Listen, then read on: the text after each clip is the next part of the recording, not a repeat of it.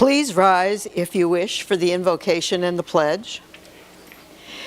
Dear God, as we face the waning days of this year's legislative session, we ask that you provide guidance to our representatives who will be completing new bills and a new budget for the governor's consideration.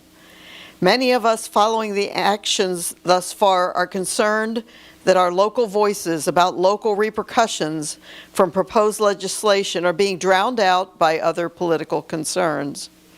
Help our legislators to act wisely and give us locally the ability to rise to any challenges we are handed after this year's legislative session. As we consider the matters before us this evening, grant us wisdom, knowledge, and understanding that we may make the best decisions for those who have entrusted us to represent them. Amen. I pledge allegiance to the flag of the United States of America and to the republic for which it stands, one nation, under God, indivisible, with liberty and justice for all. This is the special City Council meeting for April 16th. City Clerk, would you do the roll call? Councilmember Sell. Here. Councilmember Papalardo. Here. Councilmember Stevenson. Here. Mayor Chazet. Here. Vice Mayor Butlin. Here. Are there any deletions or amendments to the agenda? Mayor, I do. Okay. What are we deleting, Carmen? We're not deleting anything, we're adding. That's not permitted in a special meeting. There's if you don't mind, I'd like to make a late breaking announcement. Oh, it's not an agenda item. No, Good. it's not an agenda item. Good. As you know, one of the distinguished awards for the Volusia League of Cities is the Mary Swiderski Award for Outstanding Women in Government. It is presented to an individual who serves as a role model and inspires achievement for women in government, or whose achievements promote and enhance the quality of life within the communities in Volusia County. I'd like to announce tonight that the 2025 Mary Swiderski Award for the Outstanding Women in Government goes to our own Mayor Karen Chazet. Thank you so very much. I am truly honored by this recognition and humbled by the kind words on the application, which I happened to see a copy of just the other day when the announcement came through.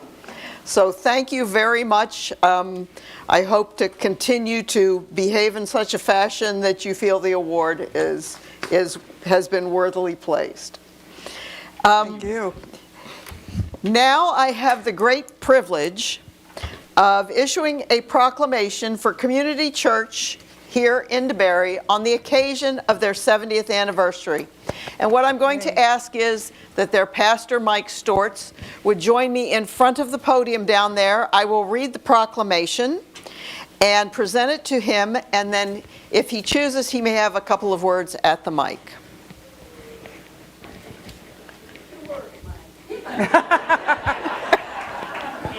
You can never ask a pastor for just 2 words. That's right.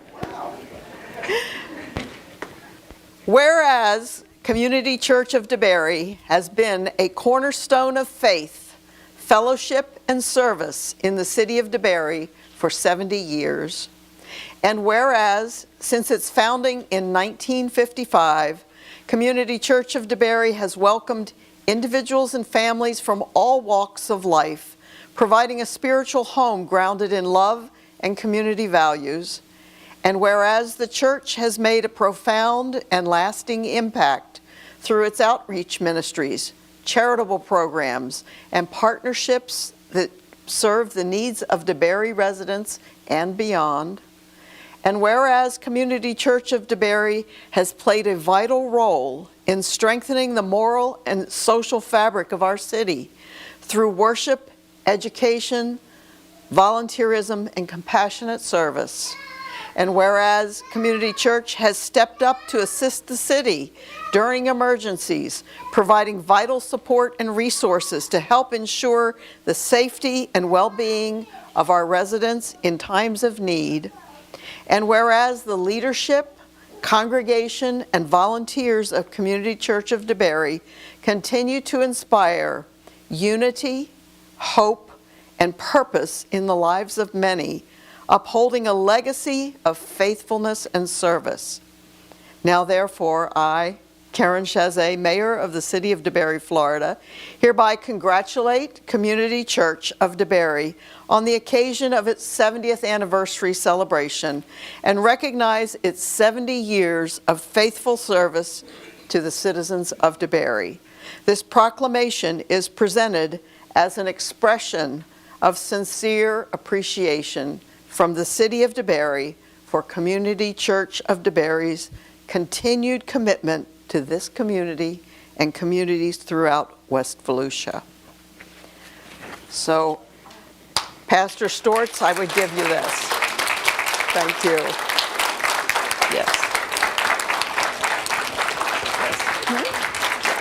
Okay.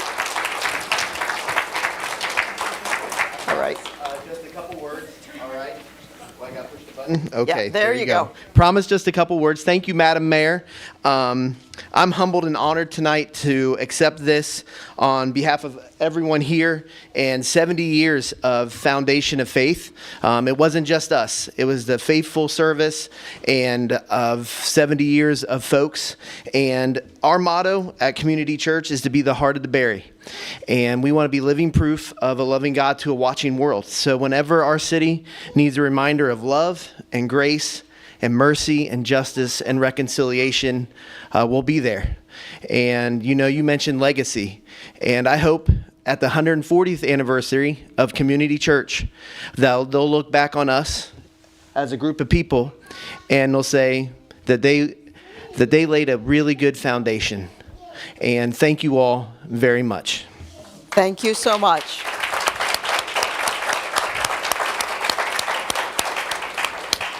Next on our agenda is a report from Sid Valine Jr., our representative for DeBary on Volusia Growth Management Commission. It's an update on the commission's work.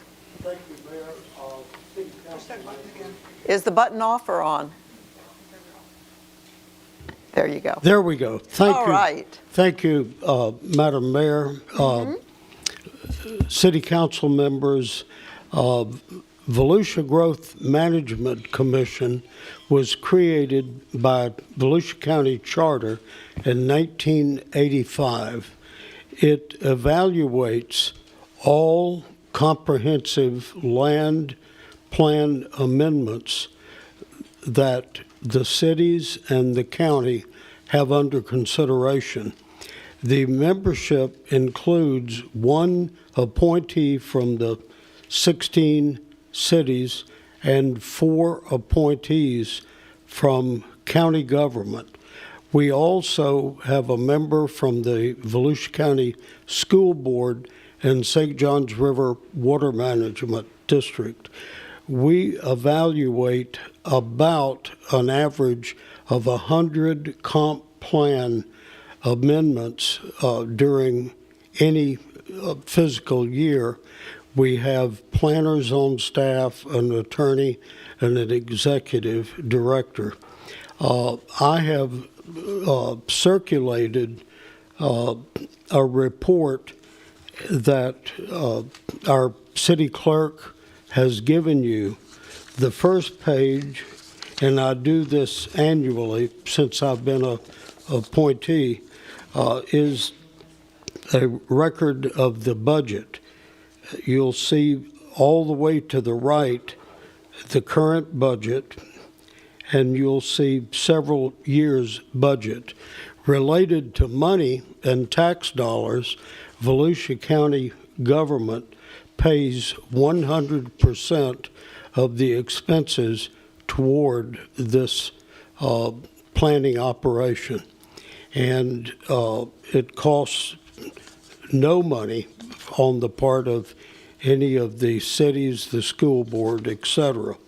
The second submittal is the list of membership and the weighted vote that is established by Volusia County Charter related to each city and the county's voting when there are votes. I've had the privilege at this point of serving as chair for 4 consecutive years. According to operational rules, I was termed out, so I don't have to do that anymore. There are 3 officers. That is the chair, the vice chair, and the treasurer. I am currently treasurer, and as your representative, I've served in the capacity of each and every one of the officerships. It's always a pleasure to represent DeBary, and I am open for any questions. Okay, thank you so much for the report, Mr. Valine. And I will note that the reason you have served in each of those functions is because you did term out as chair. And I know that they so value your contribution because of your background and your knowledge of the matters. And these are very detailed matters, and each of the city's representatives are citizens like yourself. So not every city is able to provide somebody with your expertise. And so DeBary has certainly benefited from that. And I think your repeat assignment to one executive role or another in sort of a rotating form, it speaks to the fact that your knowledge and contribution is very valued. So thank you. And does anyone else on the council have any words for Mr. Valine? Just to say thank you, Sid. We know it's a service, and we appreciate you doing this. Good, thank you. Thank you so much.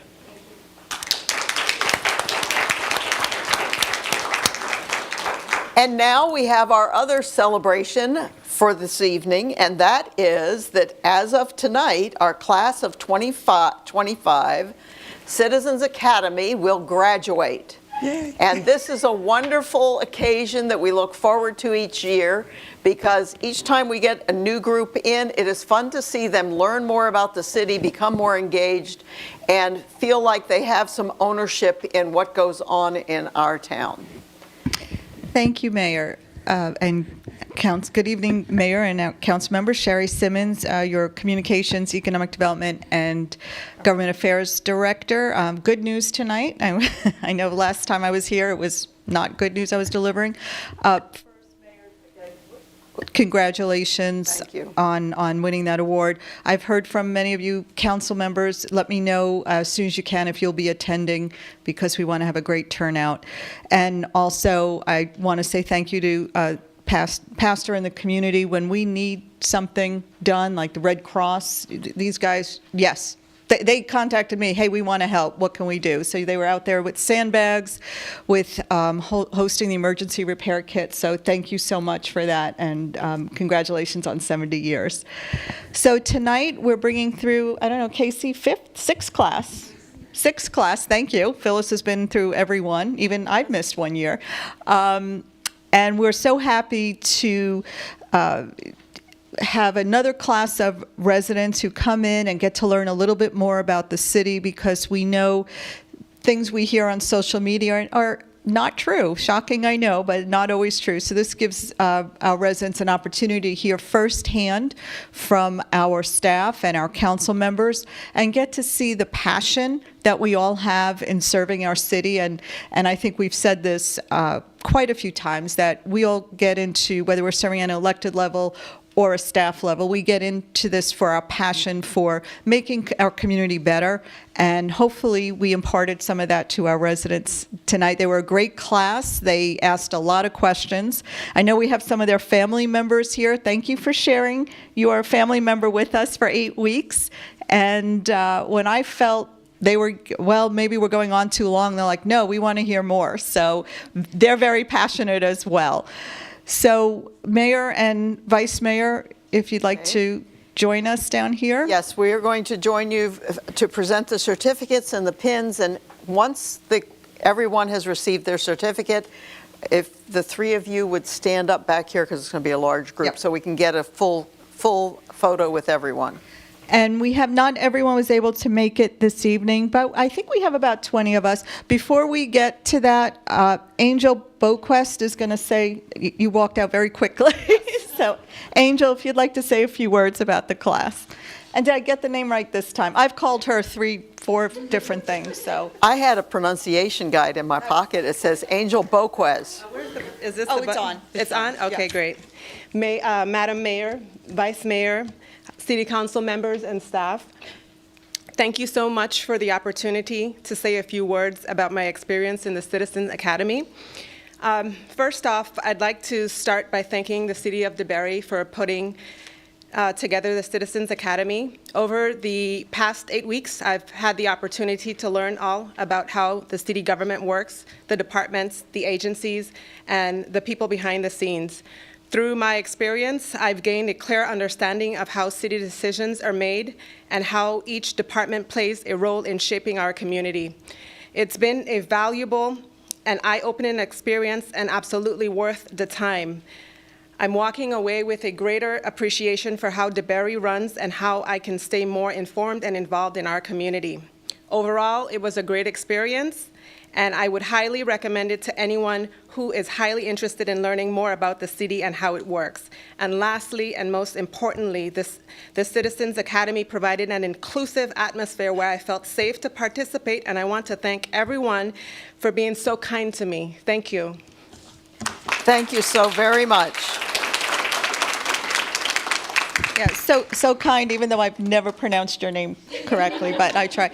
I just want to say we have other graduates, previous graduates here. So if you've graduated from Citizens Academy, can you all just stand? If not yet, you guys. I know, come on, come on. There we go. Come on. Yay. Thank you.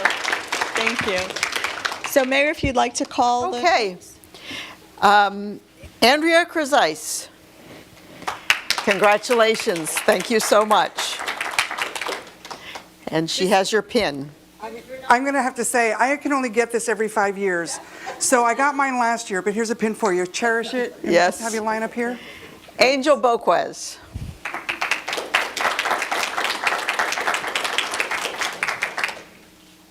Thank you.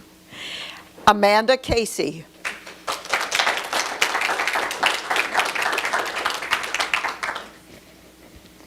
Congratulations. Jessica Cliff. Congratulations. Every week. Alicia Duda.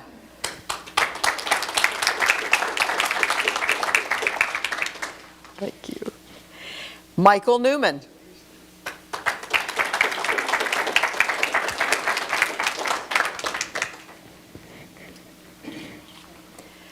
Yvonne Kimball.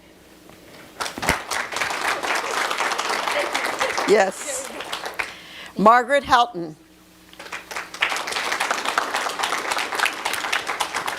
Congratulations. Thank you very much. Carol Arcaro. Congratulations. Elizabeth Old. Congratulations. Linda Parkin. Congratulations. Mabel Thomas.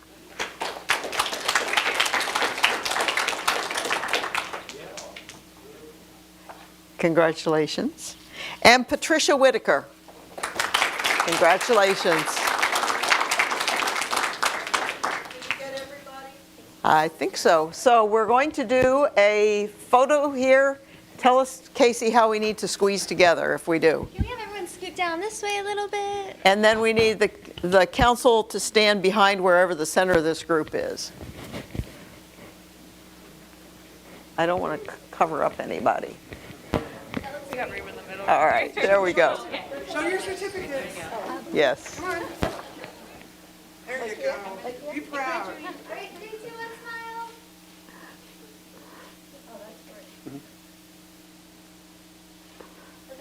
Thank you so very much. Congratulations to everyone.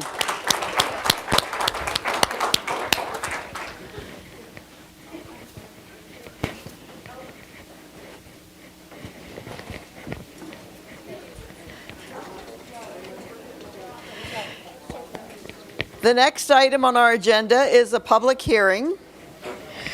The staff is requesting the City Council approve the second reading of ordinance number 01-2024, amending the comprehensive plan's future land use element and future land use map to change the future land use classification of certain properties in Southeast Mixed Use Area Overlay District to provide for a TOD transitional area. City Attorney, would you read ordinance number 01-2024, please? Thank you, Mayor. An ordinance of the City Council of DeBary, Florida, amending the text of the future land use element of the City of DeBary Comprehensive Plan to amend Policy 5.406 to expand the Southeast Mixed Use Area, SEMAWA, did I pronounce that correctly? SEMAWA Transit-Oriented Development, TOD, future land use, and to provide for a transit-oriented development, TOD core, outside core, and transitional area, amending the city's comprehensive plan future land use map by changing the future land use designation of multiple parcels of land located north of the Fort Florida Road intersection with U.S. Highway 1792, south of Benson Junction Road, east of Lake Cottamack, and west of U.S. Highway 1792 from industrial service IS future land use to Southeast Mixed Use Area, SEMAWA Transit-Oriented Development, TOD,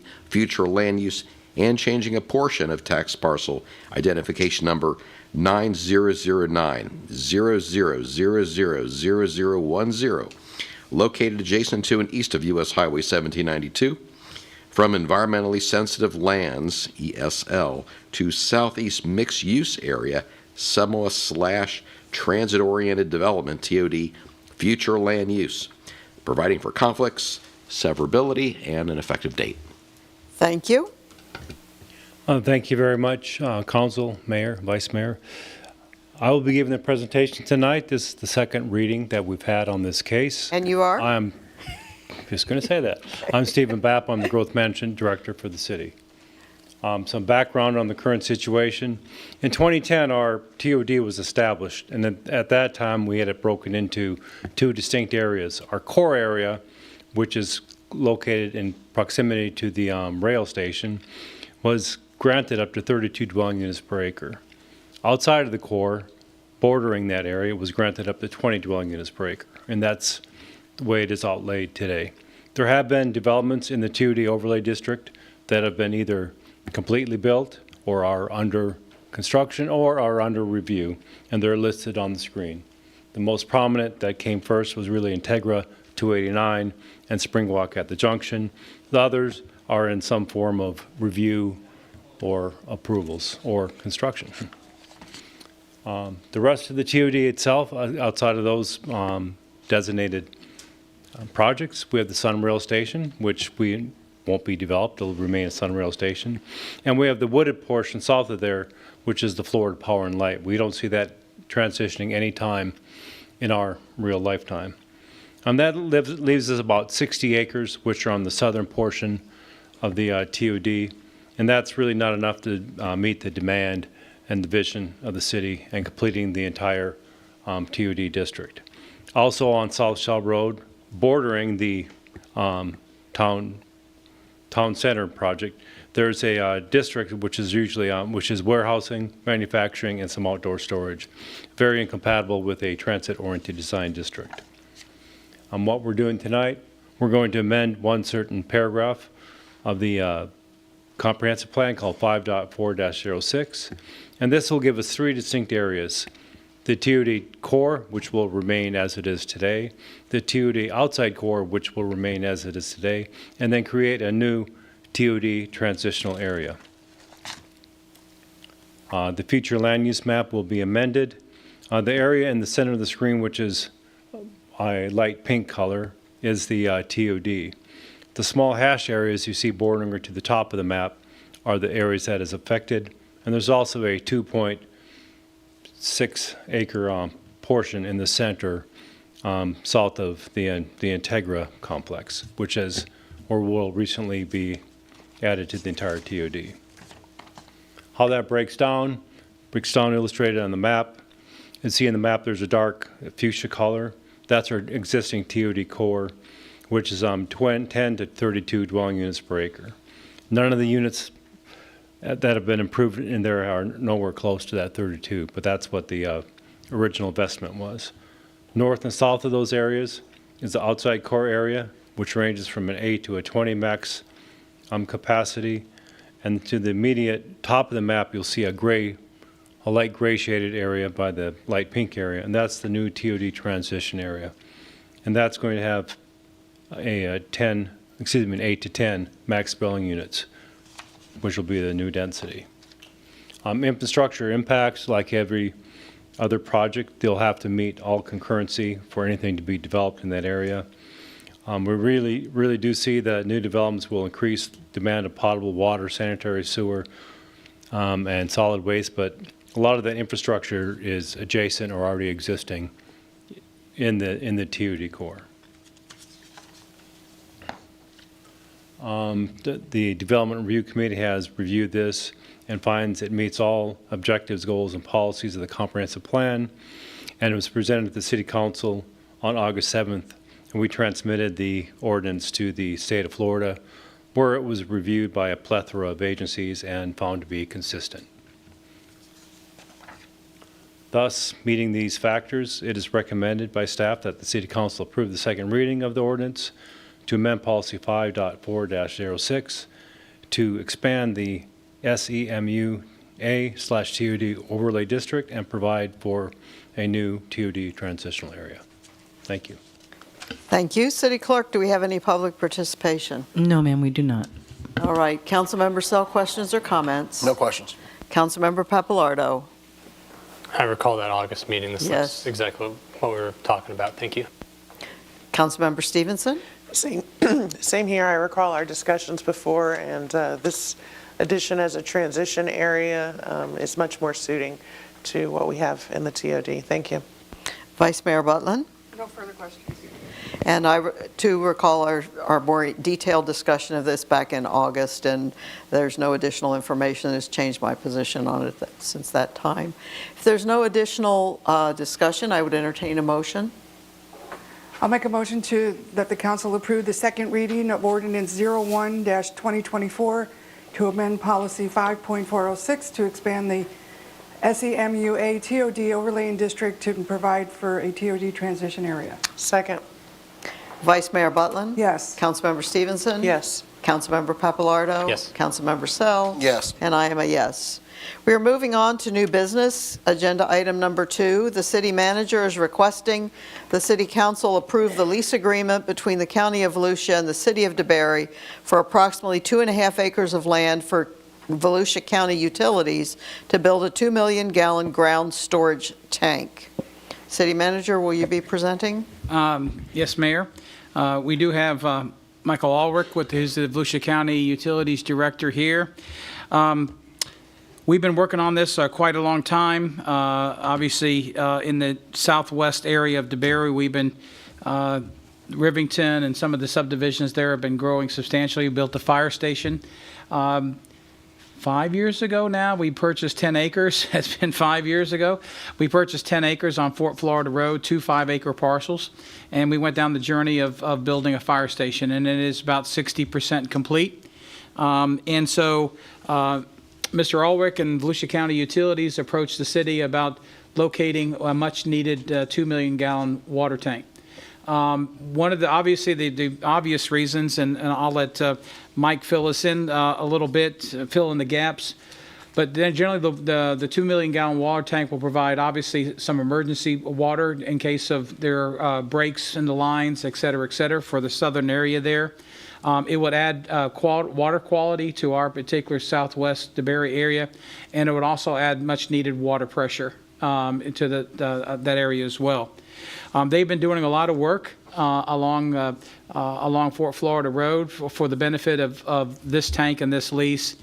They brought sewer to the boundaries of Alexander Island that makes that ready for construction for us. They're bringing water to the fire station from Barwick to the fire station.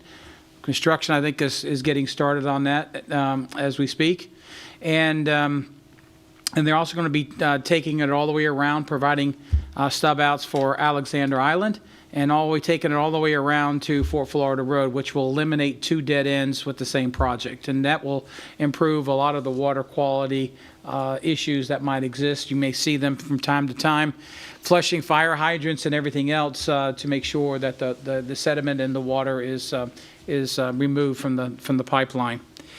So this particular lease is for 30 years with the option to extend for another 20. The lease amount is $1 a year, and we view, obviously, Volusia County Water Utilities, as Mike Ulrich calls it, we're one of his departments, or he's one of our departments, and the water and services are a service to our residents, and so that's how we view the water of Volusia County Utilities. And so upon approval, Mayor and Council, then this will go to Volusia County Council for approval, and then shortly thereafter, we'll be working on implementation. I believe they're about 60% done with the engineering. It's an extensive project, and we'll be coordinating that with the construction of the fire station, make sure there's minimal disruption as far as that's concerned, and no disruption as far as the actual fire services itself. But it is a big and extensive project, but it has huge benefits for our southwest side of our DeBary community, including, I think, Main Street as well, right, along 1792. So if I may, Mayor, Mr. Ulrich here will fill in the gaps where I might have missed. I don't think it's possible. I didn't think he listened to me most of the time. No, I'm Mike Ulrich, Water Resources Utilities Director, and it is always a privilege to come to the city. I also wanted to congratulate the Citizens Academy, where I've always been invited to come down and also speak on important water issues. And so it's always a pleasure. They were very engaged, asked very good questions. Always make me go back and look at my notebook afterwards to make sure that I covered everything. So, again, with regards to the TOD, all of the planning that you've done to date, this is just another project that complements all of your strategic goals. It's essential: fire flow protection, pressures, and more available storage in case of emergencies, and of course with the water line, the 2-mile water line extension that will finally loop all the way around Fort Florida after all these years. Another important improvement. They're all small incremental improvements, but they're all moving toward a very important role. And as Carmen said, it's really very much a collaboration. I do consider myself a quasi-division head, though I do know where I get my check cut from. So, but I'm happy to answer any questions if you'd like. City Clerk, do we have any public participation? No, ma'am, we do not. All right. Councilmember Sell, questions or comments? Just want to thank Mike for coming down here tonight, and also for all the hard work, the infrastructure. Nothing works without infrastructure. I really don't know how you keep up with all the growth in the county, so. Again, it's a credit to the city. Your words at the beginning of today, I mean, more important than ever, local governments needing to really stick together, collaborate, think regionally, and support the common goals for within our region. So again, real pleasure to work with all of you. Councilmember Pappalardo. Thanks for being here, Mr. Ulrich. Whenever you're here, I know we're talking about something big and kind of cool. And I get excited when he's on the agenda. Inexpensive. Yeah. Inexpensive. And expensive, yes. But personally, I really like this agreement that we put together. I hope it's just as opportune for the utilities department. Seeing these little projects really come all the way full circle, and literally and figuratively, and not to mention the benefit to Alexander Island. So I'm very excited about this agreement. Thank you. Councilmember Stevenson. Yes, thank you. I would echo what you said, that this complements all the growth and everything that we have going on down there in the TOD.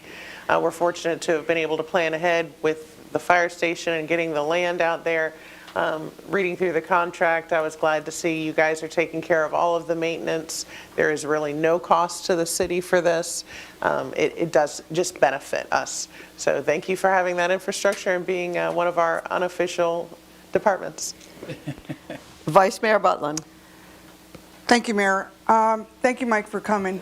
I appreciate it. I missed you when you did Citizens Academy. I was in Tallahassee, but I appreciate all that you do for us. The one question I have, because I live down on that side, is road closure during these repairs. What are you expecting and when? Are you referring to the ground storage tank or the Fort Florida extension? Fort Florida, So pretty we- much. So there's 6 stages of this. There will Oh. be, now, again, so it's not going to be, it's never going to involve any singular, like, closing of the road whatsoever. I heard that the signs that went up most recently caused a little bit of little. concern right away. Yes. I wasn't aware of this. Panic, yes. Yeah, panic, exactly. This all work that exists within the right-of-way. There will be flagging, and of course, as work is going on, but this is all within the right-of-way. We will address any common situations that might occur, certainly work with your Public Works Department to keep, and Sherry to keep everybody informed of anything that might be coming up. But I'd like to say that it'll go perfect, but I can tell you that we will keep in communications and make sure that you're well advised. I do not see ever a closure of the road, so. That was the concern. Yeah. And the other, when I told them what was happening, and I explained that we're getting a $2 million gallon tank, blah, blah, blah, and they say, was that going to help our water pressure? And I don't know how far that will go out. I live in Rivera Bella, and I don't know, that building there, will it affect my neighbors? Yeah, by all means, all of this, this increased water pressure, high service pumping, we have 3 pumps that I believe are 1,500 gallons per minute. That will be available with room for a 4th one to go in as well. We'll never need to probably use all 3 of them at one time, but you always have to have one that's in there, in case one of the other ones fail. So, we built in some redundancy, which is all pretty much the the essential elements of just about any utility system is make sure you've got redundancy in key areas if you're going to serve. Okay, you got a first deal. I'll come and collect that dollar every year. Yeah. Thank you. Nice fresh one. That's it for me. Yeah.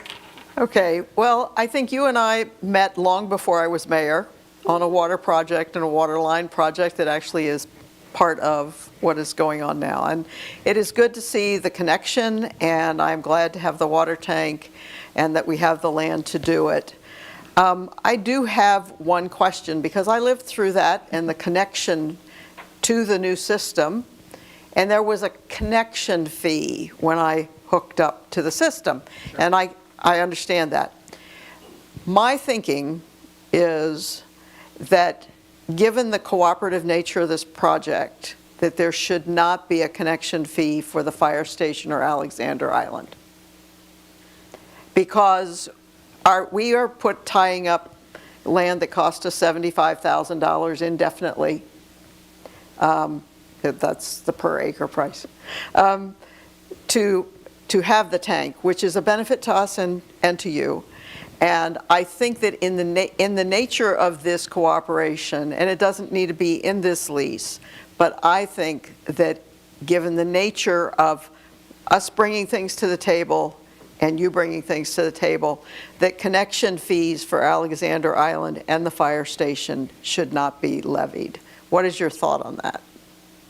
Well, one, I'm not an elected official. Yes, so, I am. But I will tell you that, of course, always remember, I would offer these comments. First of all, any type of decision like that would be a decision of the county council, of course, on any of this stuff. To offer perspective to you, always understand when they refer to a water provider, we're a utility. We don't have stockholders like our electric companies. We have stakeholders. Right. Anything that goes, that is taken out of one area only affects the citizens who are within the city itself. And since I work with about 9 different cities in various areas all around, it's just always a matter of fairness and equity. Now, again, I only offer that the city's been a great partner, and we'd like to think we've been a great partner as well. The ground storage tank's going to cost well over $12 million.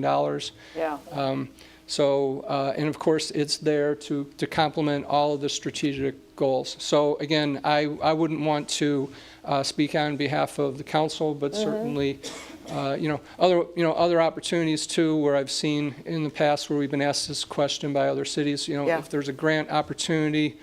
Again, as you're looking to develop Alexander, that beautiful parcel that you have over there, is maybe that's an opportunity, Echo Dollars. I just don't know, but those are my thoughts. Okay. Do you know what approximately the connection fees would be for those two properties? I do not, but if I'm provided with the information from engineering department, is the scope or the extent, a typical residential home.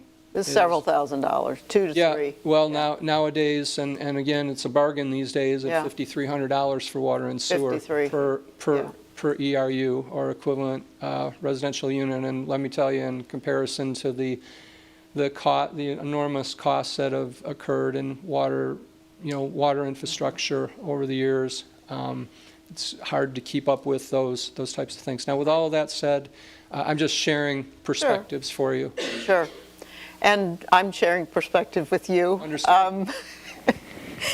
In my role, I do see that we bring a lot to the table as well as you bring a lot to the, that's what makes a great partnership, and we've been great partners, even in those activities prior to me being mayor, when we brought water to a part of the city that needed it due to water quality issues, and we worked out a framework. It worked well, I think. So I very much value what I see as a partnership too. These particular two things seem to me that you could look at them as being part of the exchange. I understand it's not in the lease, that this is the lease we're voting on tonight, that this lease goes to the county council for approval or not. But I just wanted to take this time to introduce that thought that I have about it, and I'll let it there. But I do think that one thing could be, I would like you to get the connection fee, anticipated connection fees for those connections to the city manager so that we know what we're talking about. Oh, yeah. By all means, if we can have a scope, we can quantify that and let you know right away. Sure. Perfect. Thank you so much. Thank you very And my comments are not meant to undercut my positive feelings about how we've worked together all these years. More than understood. As I said, these are always, it's always very much a partnership in emergencies as well as Absolutely. All of the types of goals. So Absolutely. Pleasure to work with all of you. Thank you so much. If there's no further discussion, I would entertain a motion. I'll make a motion to approve the lease agreement between the County of Volusia and the City of DeBary for approximately 2.5 acres of land for Volusia County Utilities to build a 2 million gallon ground storage tank. Second. Councilmember Stevenson? Yes. Councilmember Sell? Yes. Councilmember Papalardo? Yes. Vice Mayor Butlin? Yes. And I am a yes. Thank you very much. Thank you. We're moving on under new business to number 3 on our agenda. The staff is requesting the City Council approve Resolution Number 2025-05, amending the fiscal year 2024 to 2025 budget. City Attorney, would you read Resolution Number 2025-05? Thank you, Mayor. A resolution of the City of DeBary, Florida, amending the fiscal year 2024 to 2025 budget, changing certain revenues and expenditures, and providing for an effective date. Good evening, Liz Bauer, Finance Director for the City of DeBary, and tonight we're going to go over some of the details in this budget amendment. Back on April 2nd, City Council approved a 10% increase in staff pay and 2 new positions. The cost for 6 months of those positions and increases is detailed here by department. And on this page, you'll see that general fund assigned reserves are being reduced by $166,000, and the stormwater reserves by $24,250. The 2 new positions that were approved were Senior Director of Communication of Community Operations, which was about $90,000 for 6 months, and the part-time planning technician is about $13,000 for 6 months. So these 2 new positions are a reduction in general fund assigned reserves of $103,000, which will leave about $2 million in assigned reserves. $1.5 million of that is for capital and about $500,000 for planned encumbrances at the end of the year. The other amendment here is to record a transaction that council approved on November 20, 2024 with the de-annexation of about 58 acres from the Rivington CDD. And during that decision, Rivington donated that land to the city. And the blue column here is the amendment numbers, and the $150,000 for that donation revenue that we need to record, as well as the land. That value comes from the property appraiser's office, and this amendment will allow us to record all these transactions in our ledger. And with that, I recommend the approval of Resolution 2025-05 to amend the 2025 budget.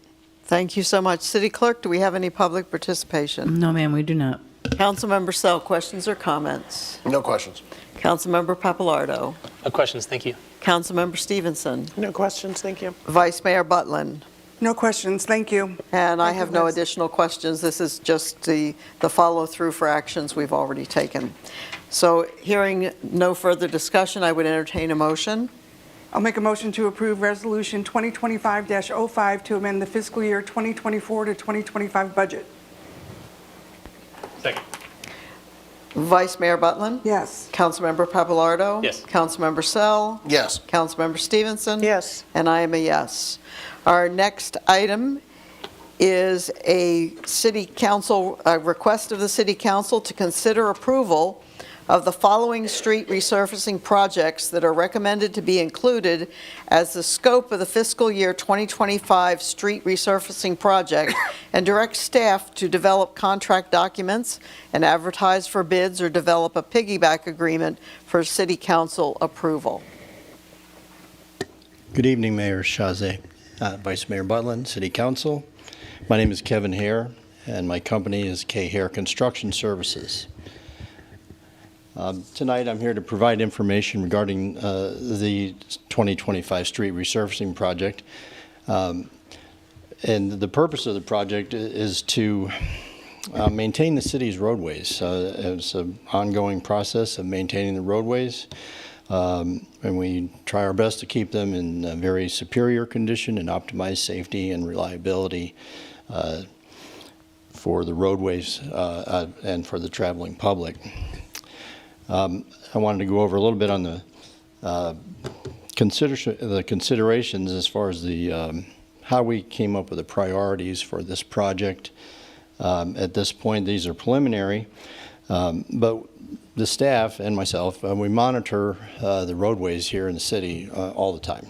We always keep an eye on the various roadways, particularly the highest volume roadways, we get feedback from everyone on the staff. We also take feedback from anyone that calls in. Just in general, we keep that all in mind and then try our best to come up with the priorities for roadways that we feel will best affect the most people, basically. When the roadways that have the highest volume and that are arterial or collector roadways, we tend to prioritize the most. They get the highest traffic. The Public Works Department also does work orders for road repairs, and so we keep track of those as well. So that, if there's a road that's been repaired several times, we try to focus on that.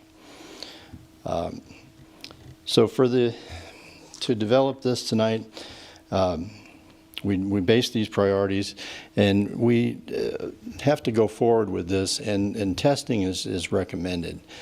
Core testing is recommended by a certified testing laboratory for the roadways that we're recommending, so that we can actually determine exactly how much asphalt is actually on there nowadays, and then what the base looks like, and so that we can make a really educated decision as far as the scope of the project and how this gets done.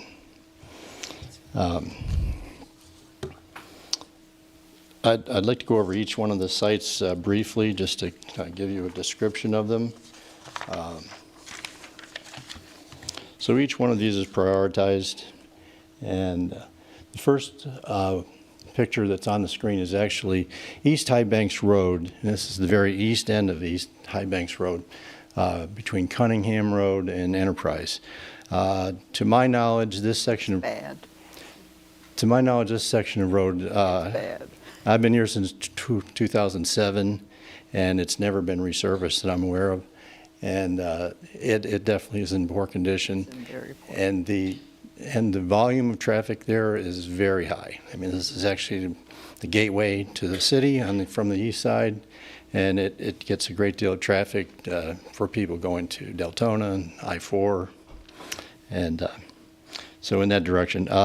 We are considering at least getting pricing in 2 different methods, and I won't go over this for each one perhaps, but in the past the city's always done the mill out an inch or an inch and a half of asphalt and then replace it in 1 layer. We're looking at doing it in 2 layers because it improves the quality of the ride, basically. If you do it in 2 layers, mill a little bit thicker, then after they do the first layer, you can make some improvements, and actually then when you do the top, you should have a smoother surface. So, but it costs more. There's no doubt that's 2 separate operations. So we're looking at that as a possibility for some of these really high volume roads, particularly East High Banks Road. And then the second priority would be East High Banks Road from 1792 to Lucerne. This is a fairly long stretch. It's about 4,000 feet. And it gets very high volume of traffic and is in relatively bad condition. With the volume of traffic that this section of road gets, I don't think it's something that should be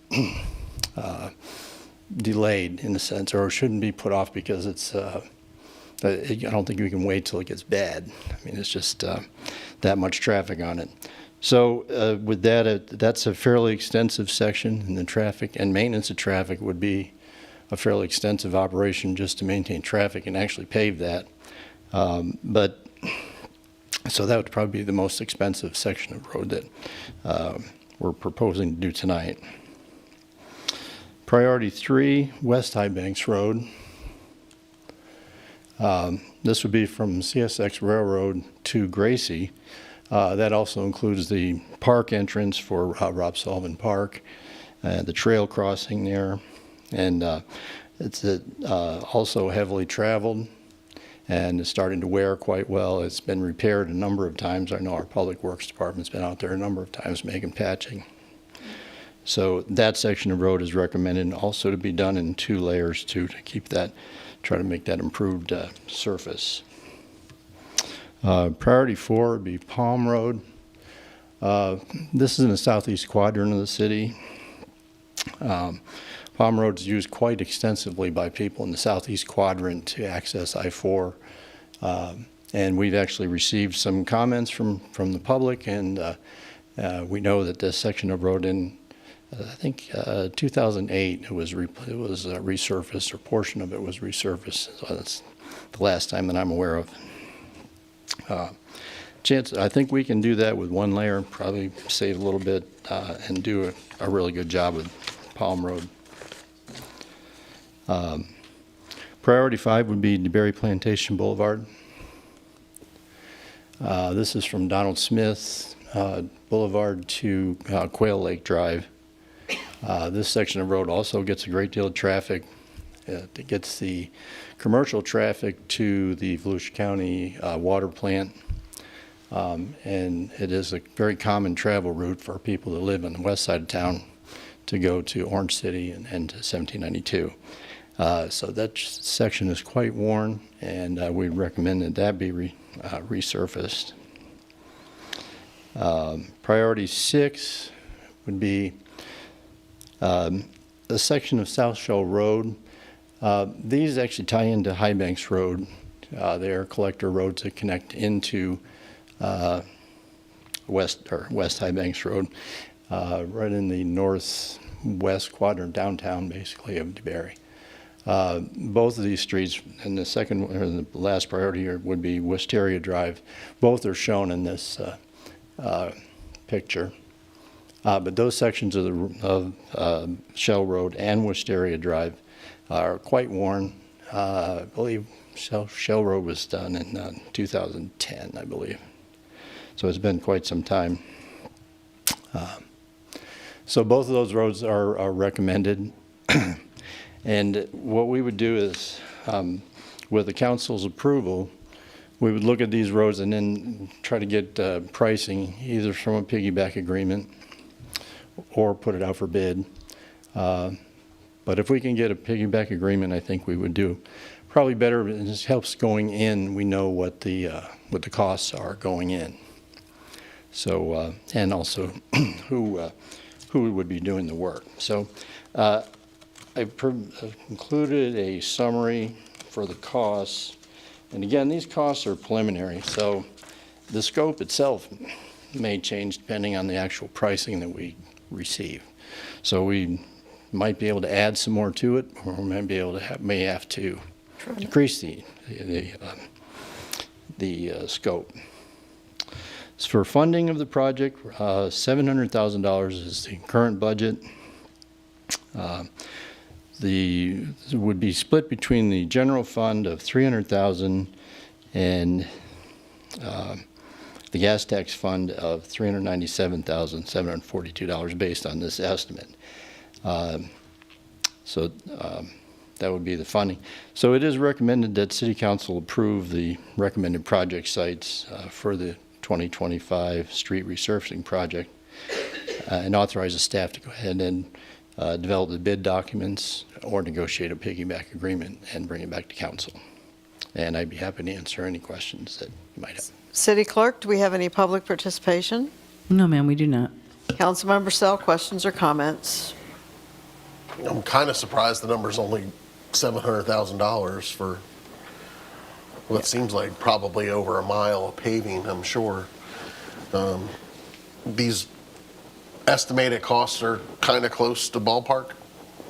They're based on historical data. So it's the best data that we have at this point.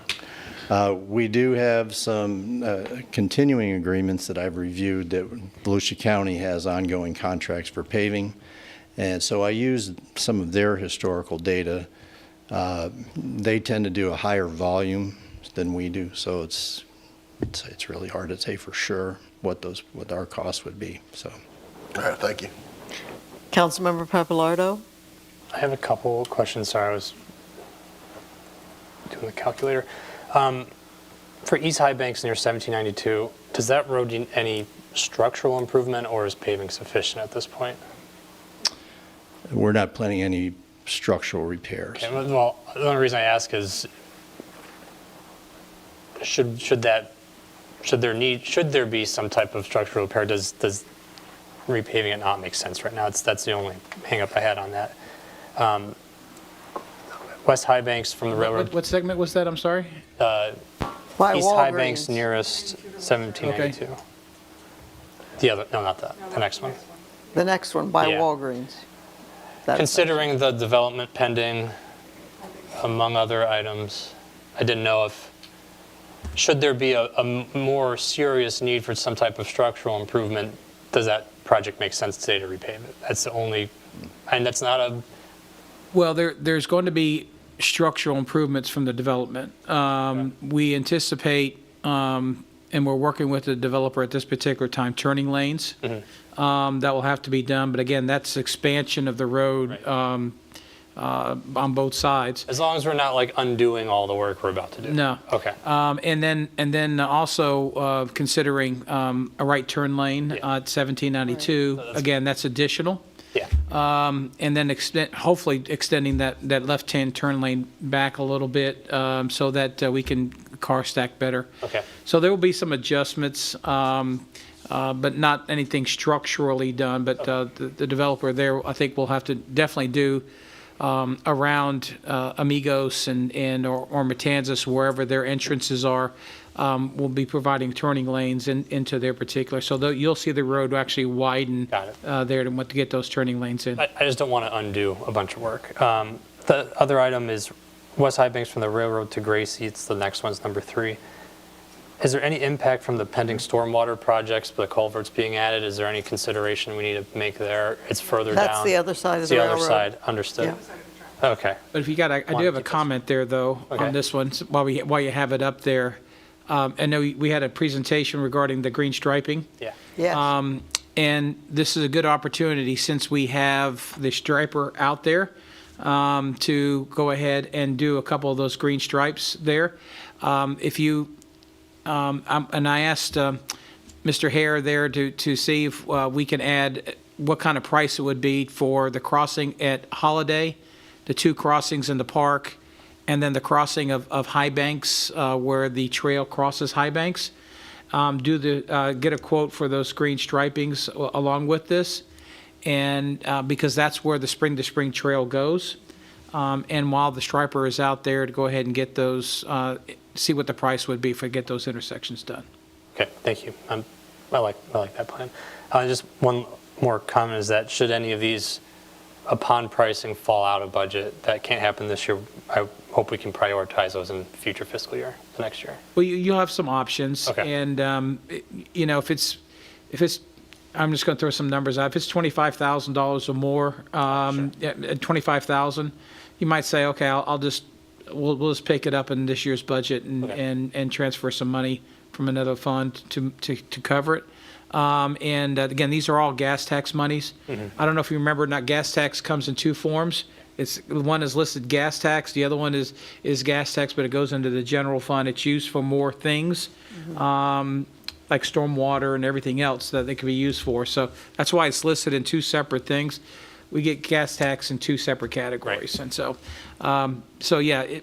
we'll make that decision once we get the quotes. We'll try to adjust. If it comes in cheaper, maybe we'll add another segment, maybe if we can, and bring it to you. If not, then we'll see how much the differential would be, and really kind of gauge whether or not we can move money from another fund. Okay, thank you. Councilmember Stevenson? Thank you. It feels like it's been a while since we've done major repaving It has. projects. Yeah. It was because we had taken a break. We were unsure about the gas taxes and the Well, revenue. We had some in DeBerry Golf and Country Club with about 3 years ago. We had some trouble with that contractor. Yep, That's why I recall it. But last year, we didn't have any that I No, we can used recall. that money a lot for 4 Florida Road and some of our road construction. And so because of the rising costs in construction, 4 Florida Road went from 1.8 million to 3.4 million. And so we used whatever dollars we could to complete that particular project. So. Thank you for refreshing my memory on that. I also wanted to ask about, I know when we did repaving before, we had a plan for the millings that were going to be created when the roads were being torn up. Do we have a similar plan for this time? Well, it depends. And I'll answer that. It depends on the costs. Sometimes they love leaving the millings to you, to us, and sometimes they charge us for leaving it. And so it depends on the contractor and what their policies are. Now, we do have some parking lots, some entrances into River City Nature Park, and some areas there we might take the millings and improve those entrances going in. And so, let's see what kind of contract and what their policies are. It's if they're going to charge us, $500 or $600 a load just to dump in at Rob Sullivan Park, which is what we did last time.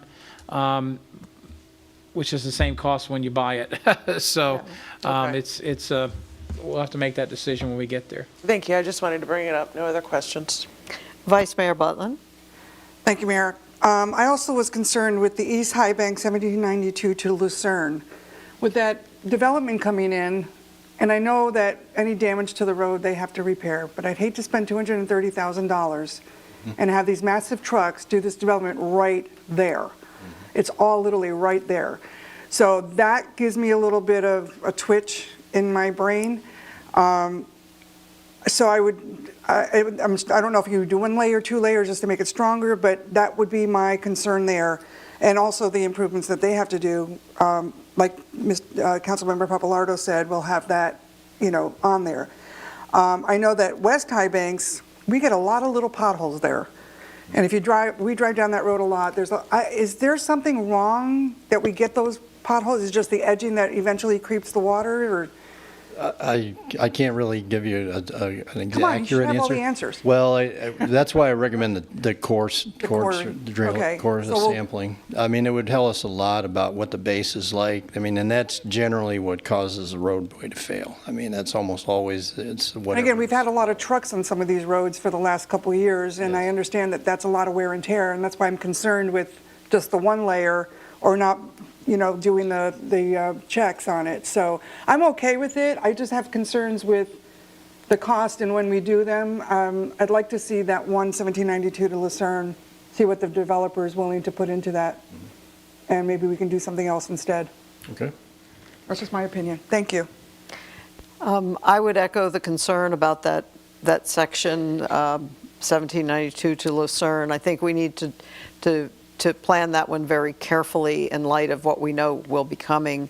I'm watching the underground cable people on Fort Florida right by our brand new set, and I'm like, did that worker actually cut through that sidewalk to dig that hole? Not my new sidewalk. That was today. You don't want to spend the kind of money. The patch is never as good as the original. So that one, I think those concerns that you brought up are very valid. I would heartily endorse, though, as our top priority, Cunningham to Enterprise. That is in extremely poor condition. It's actually, to my way of thinking, an embarrassment to our city at this particular time. There are large areas where the top layer is missing, and it's not just one, and that's not a very long stretch. So that, I think, should be our very highest priority. It's in the worst condition of any of these, because I do drive these regularly, as the vice mayor and others do. If there's no further discussion, I would entertain a motion about approving the list so that the further research can be done. Hold on, let me get to it. Someone has it, go for it. I'll make a motion to approve the recommended project sites for the fiscal year 2025 street resurfacing project as prioritized by staff, and authorize staff to develop bid documents and advertise for bids or negotiate a piggyback agreement for the city council approval. Second. We're going to go with Councilmember Sell. Go ahead. Councilmember Stevenson? Yes. Councilmember Sell? Yes. Councilmember Papalardo? Yes. Vice Mayor Butland? Yes. And I am a yes. We're moving on to agenda item number 5. The city manager is requesting the city council discuss the concept of creating a land bank program. This is something I believe that Councilmember Papalardo is prepared to present to us, and if you want to do it here or down at the podium, it doesn't matter to me. This was something I had requested because the issue has been mentioned a few times, and I thought it was about a good time for us in public to understand what the thinking is about a land bank. Thank you, Mayor. And there's a couple tables. I wouldn't call them spreadsheets. Pictures. No numbers on this sheet. I've been working on this for a little while. I've been calling it the land bank, maybe DeBerry forever. I have some questions for council at the end of it that hopefully we can noodle on. So I'm really excited to present this. I've been pestering a few staff members for fun, just talking about some dream ideas I have. So the DeBerry Land Bank. The goal of the land bank is a restricted ad valorem fund to protect DeBerry from Tallahassee overreach. We all know there's a lot going on right now. I'll put that politely. The goal is to be voted on as a referenda in November 2026, and there's a reason that I want it to be voted upon. And, of course, it's to buy real property, but why?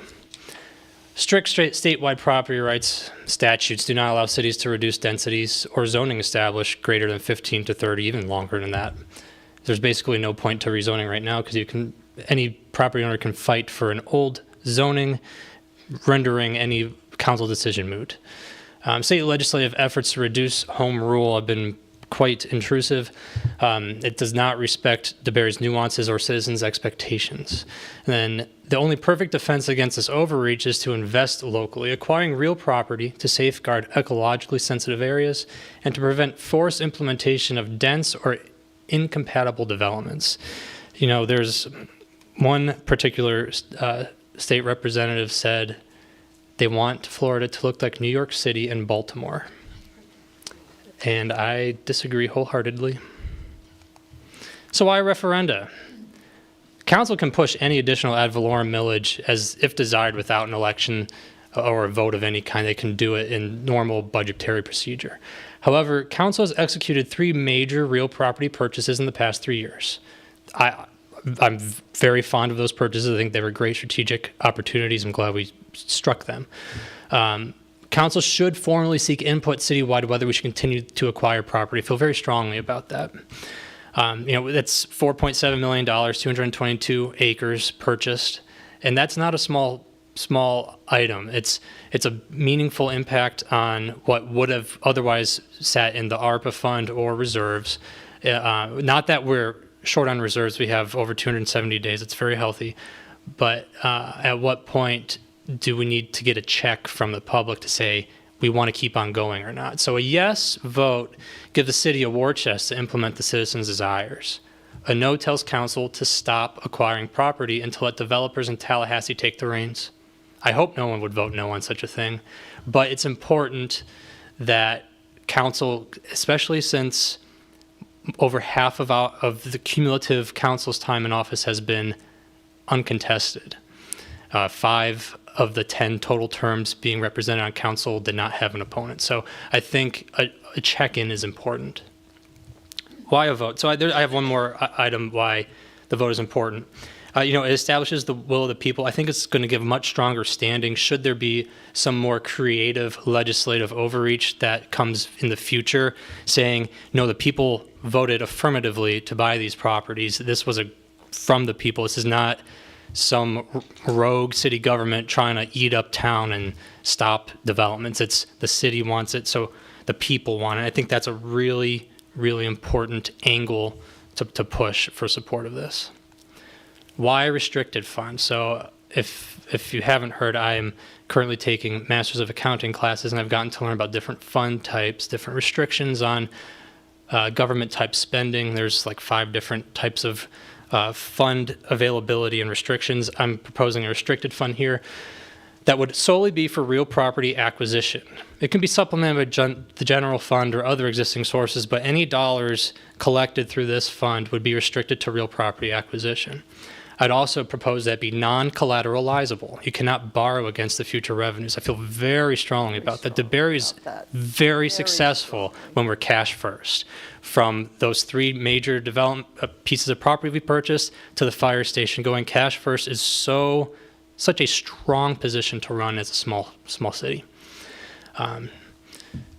We're almost debt free. By the time we're out of council, the city should be debt free, and let's make sure we don't overextend ourselves. There are some cities that do that, and good for them. But I believe cash is an important position here. If our citizens approve the referenda, they are holding the city to using that money for the voted for purpose, especially since it's going to be derived based on that vote in ad valorem taxes, which I'm very sensitive about increasing ad valorem taxes, but it's something I feel strongly about. And then in the case of emergency or sunsetting of the strategy, there is legislative procedure to release a restricted fund. Say at the end of whether a 4 or 12-year cycle on this, there's only like $40,000 left. It doesn't just sit there in perpetuity. You can release it back into the general fund. That can be done. Or if there's an outright emergency or very severe hurricane, we need to dip it. Hopefully that would never happen, of course, but should there be an emergency, there is legislative procedure. So the numbers, here's a little table proposing a range of millages from 0.2 through 0.5. This is the median home in the city. This is an annual would-be ad valorem expense ranging from $26 to $65. Personally, I would say that's a bargain to stop a very unpopular dense development, especially when you consider dense developments bring a lot of infrastructure need that our city must match or keep up with. So, if a 1,200 unit apartment building goes in somewhere that is incompatible with planning, which Live Local Act can enable, the city's going to have to enable road improvements, the addition of emergency services, among other items that we probably can't foot right now. I mean, we just saw a road repaving. Think about a total road rebuild that's going to accommodate an extra 2,500 trips a day. Like that's a non-starter. So at the rate of less than $6 per year for the median home, at $500,000 per year, I'm sorry, $6 per month, roughly less than $6 a month, roughly $65 a year.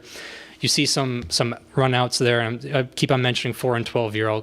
That'll be more relevant in a moment. So it's kind of like Echo is my idea, or Volusia Forever. This says up to 0.2 mils. I would propose the range to not be 0 because I don't really think City Council should be able to nullify this should the citizens approve it. So I'd like to propose a 1/4 to 1/2. Considering either the 4 or 12 year, the restricted fund, non-collateralizable, as mentioned prior. Beyond DeBerry, so this is a little bit of a personal project that I'm interested in putting my own time into. If we can encourage neighboring cities to implement similar strategies, we can see mutual benefits, like stormwater flows. We saw Miller Lake, or 1792 congestion, which is 60% plus non-resident traffic. We are victims of development in other cities, and if this land bank concept can spread to Orange City or DeLand or Deltona, everyone can benefit from it mutually. I intend to take it on as a personal effort to seek other municipalities that are interested in buying back their valuable parcels from the risk of ecological ruin and overdevelopment. Should a referenda progress, I would like to see a templated referenda created so that other cities can plug and play easily. They can put in their own millage numbers, they can slap their name on it, they can put little restrictions if they feel so, and hopefully we can get other cities to put referenda on for November 26. And I would take on myself to speak to roundtables, the League of Cities, other city commissions, because I feel that strongly about this. I would seek very minor staff support with city manager direction and approval pursuant to DeBerry's charter, because I will not direct staff. I know better than that. Good.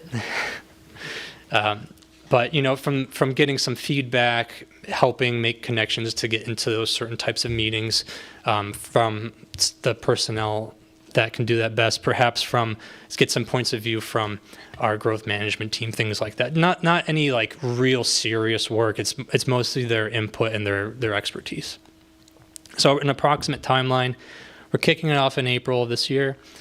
Maybe we could workshop over the summer and fall, have a resolution prepared by the end of the year, and submit it to the supervisor of elections in March. That's when they need the referenda proposal. And then election day would be November 3rd of 26.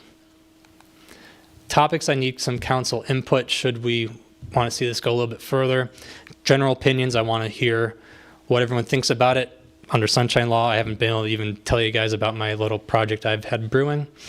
The title, do we like Land Bank or DeBerry Forever? I don't know if I want to piggy bank off Volusia Forever. I have my opinions about that program. The length, 4-year rolling, and when I say rolling, every 4 years I would like to see it recur. Or just do a 12-year, and then council 12 years from now can think if they want to do it again. And then a millage range, the two, I just changed the numbers in here, but up to $500,000 or a range of 0.2 to 0.5 or 1/4 to 0.5, something to that effect. So that concludes my presentation. Thank you very much. City Clerk, do we have any public participation? No, ma'am, we do not. Councilmember Sell. I like the idea. I do. I wish we could succeed from Echo and Volusia Forever and then just do this on our own. I think the money would be well spent and not abused like it is currently. I don't know if everybody knows, but Volusia Forever has not served us kindly. They wouldn't even put that money towards a park, which I'll never understand. Echo had come up not but recently, and we had the county and the city of DeBerry asked for Echo funds. 16 cities. We're the only city to ask for Echo funds. I think Karen had stated in 20 years the city of DeBerry is going to put in about $10 million total. We put in for each fund roughly $500,000 per year. So we do well with getting our money back that our residents put in, which I wish every other city would also apply, but they don't. So some of that benefits us sometimes, sometimes it doesn't. I worry for DeBerry because I don't know how much actual land we have left that we could invest in. The House Bill 1730 looks like it will pass, and that will involve golf courses. So if a golf course in the city of DeBerry goes defunct, they can sell their land and put homes on it. They probably could put an apartment on it for all I know.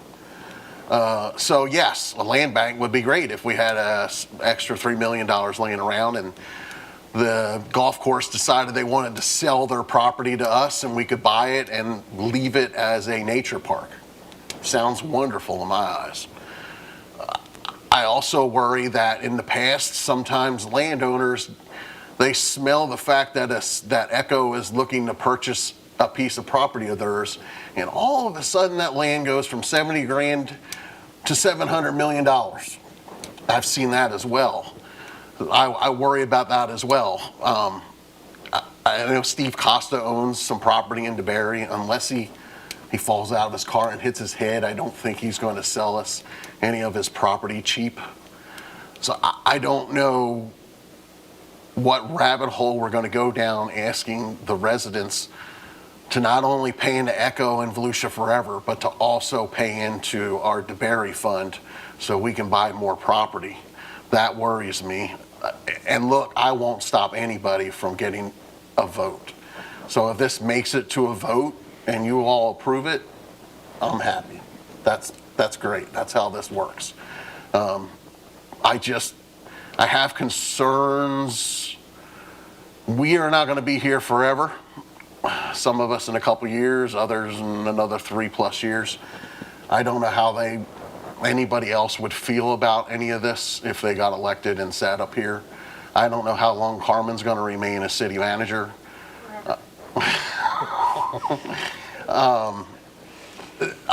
I have some concerns. I love the idea. I don't know if you addressed anything about what if somebody came to us, a developer, and said, look, we got an extra 5 acres. We'd like to donate it to you guys. Would that go into this bank? Is it something that we could sell and take that profit and put it into the bank, put that money aside for a rainy day, for an option of when some property does come up for sale, we could buy it?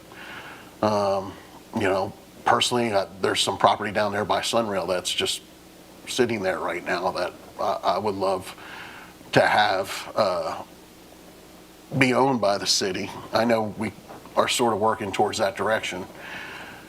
I do like the idea, I do. I worry about a lot of different things out there, just some concerns that I have. And Jim, thank you for even taking on this. This is a big task. I would love to see the cities on the west side gather together and do this.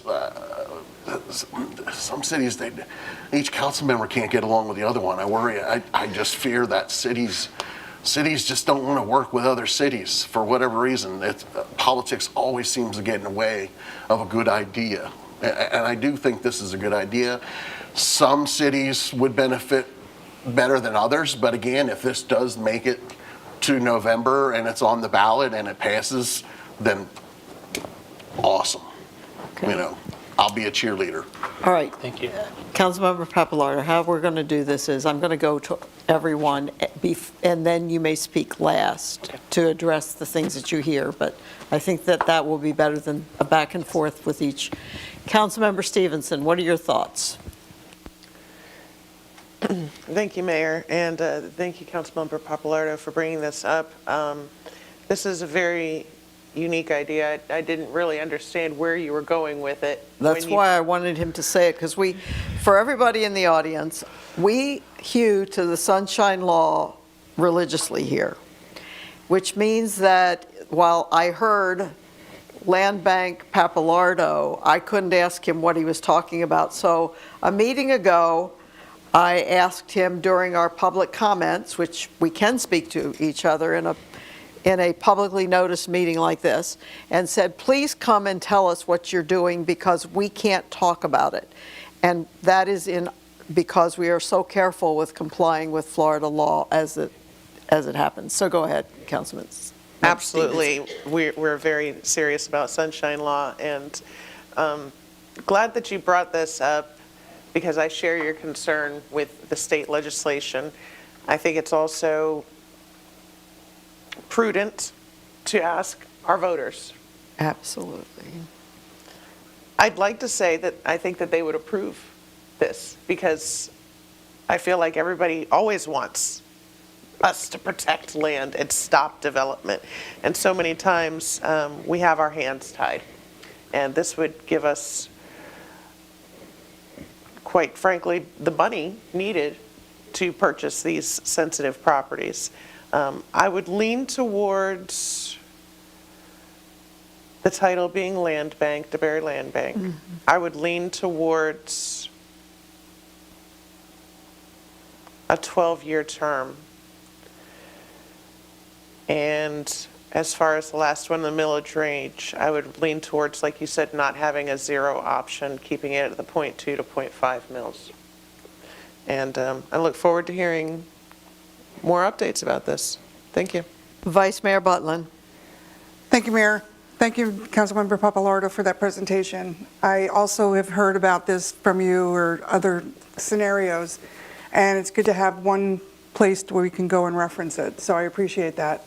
I don't like DeBary forever, so I agree with that. That needs to go. I don't want to affiliate any kind of relationship with Volusia forever or anything, or even Florida forever. Yeah. So a couple things. I just did a quick chat GPT on option names for bank, for land banks, and I got a couple options. I'll email you.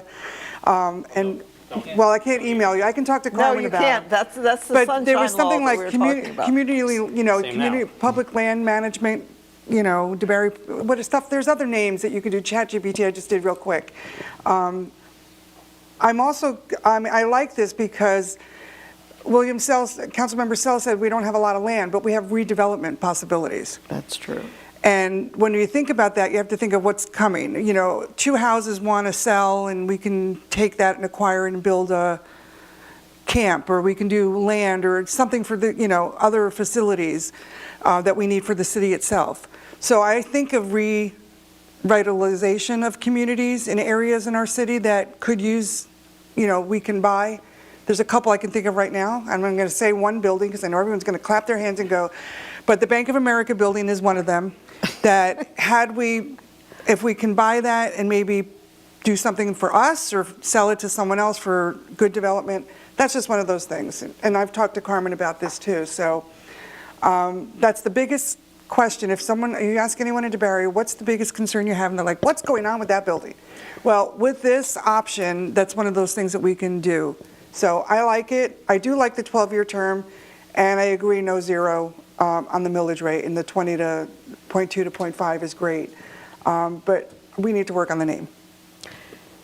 That's it for me. Okay. I would say thank you, Jim, for all the work that you've put in and that you will put in, sensing the sentiment here. I think this is a good idea. I think it does need to expand past environmentally sensitive because some of the members are saying because we don't want denser development. And the Vice Mayor is mentioning, and I think this is well-grounded comments, that we will be reaching a phase in the city's development where redevelopment will be key. And perhaps there would be property along 1792 that could not be easily redeveloped under current code because the lots are now too small. So perhaps, depending on the facility, it could be a mini park instead of trying to buy houses behind it to make it larger to support another commercial venture. Now, maybe buying lots behind it to support a commercial venture is also a possibility. But I think that the purchases need to be land, real estate, that meets a goal and need of the city as expressed through the viewpoints of their residents and the elected officials, and needs that are brought forward to the elected officials from the city staff that's aware of certain things.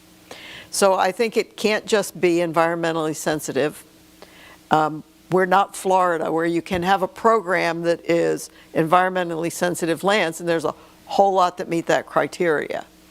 There may be key parcels that would be really good for the city to buy if we had funds for other kinds of reasons that would be strongly supported by the community.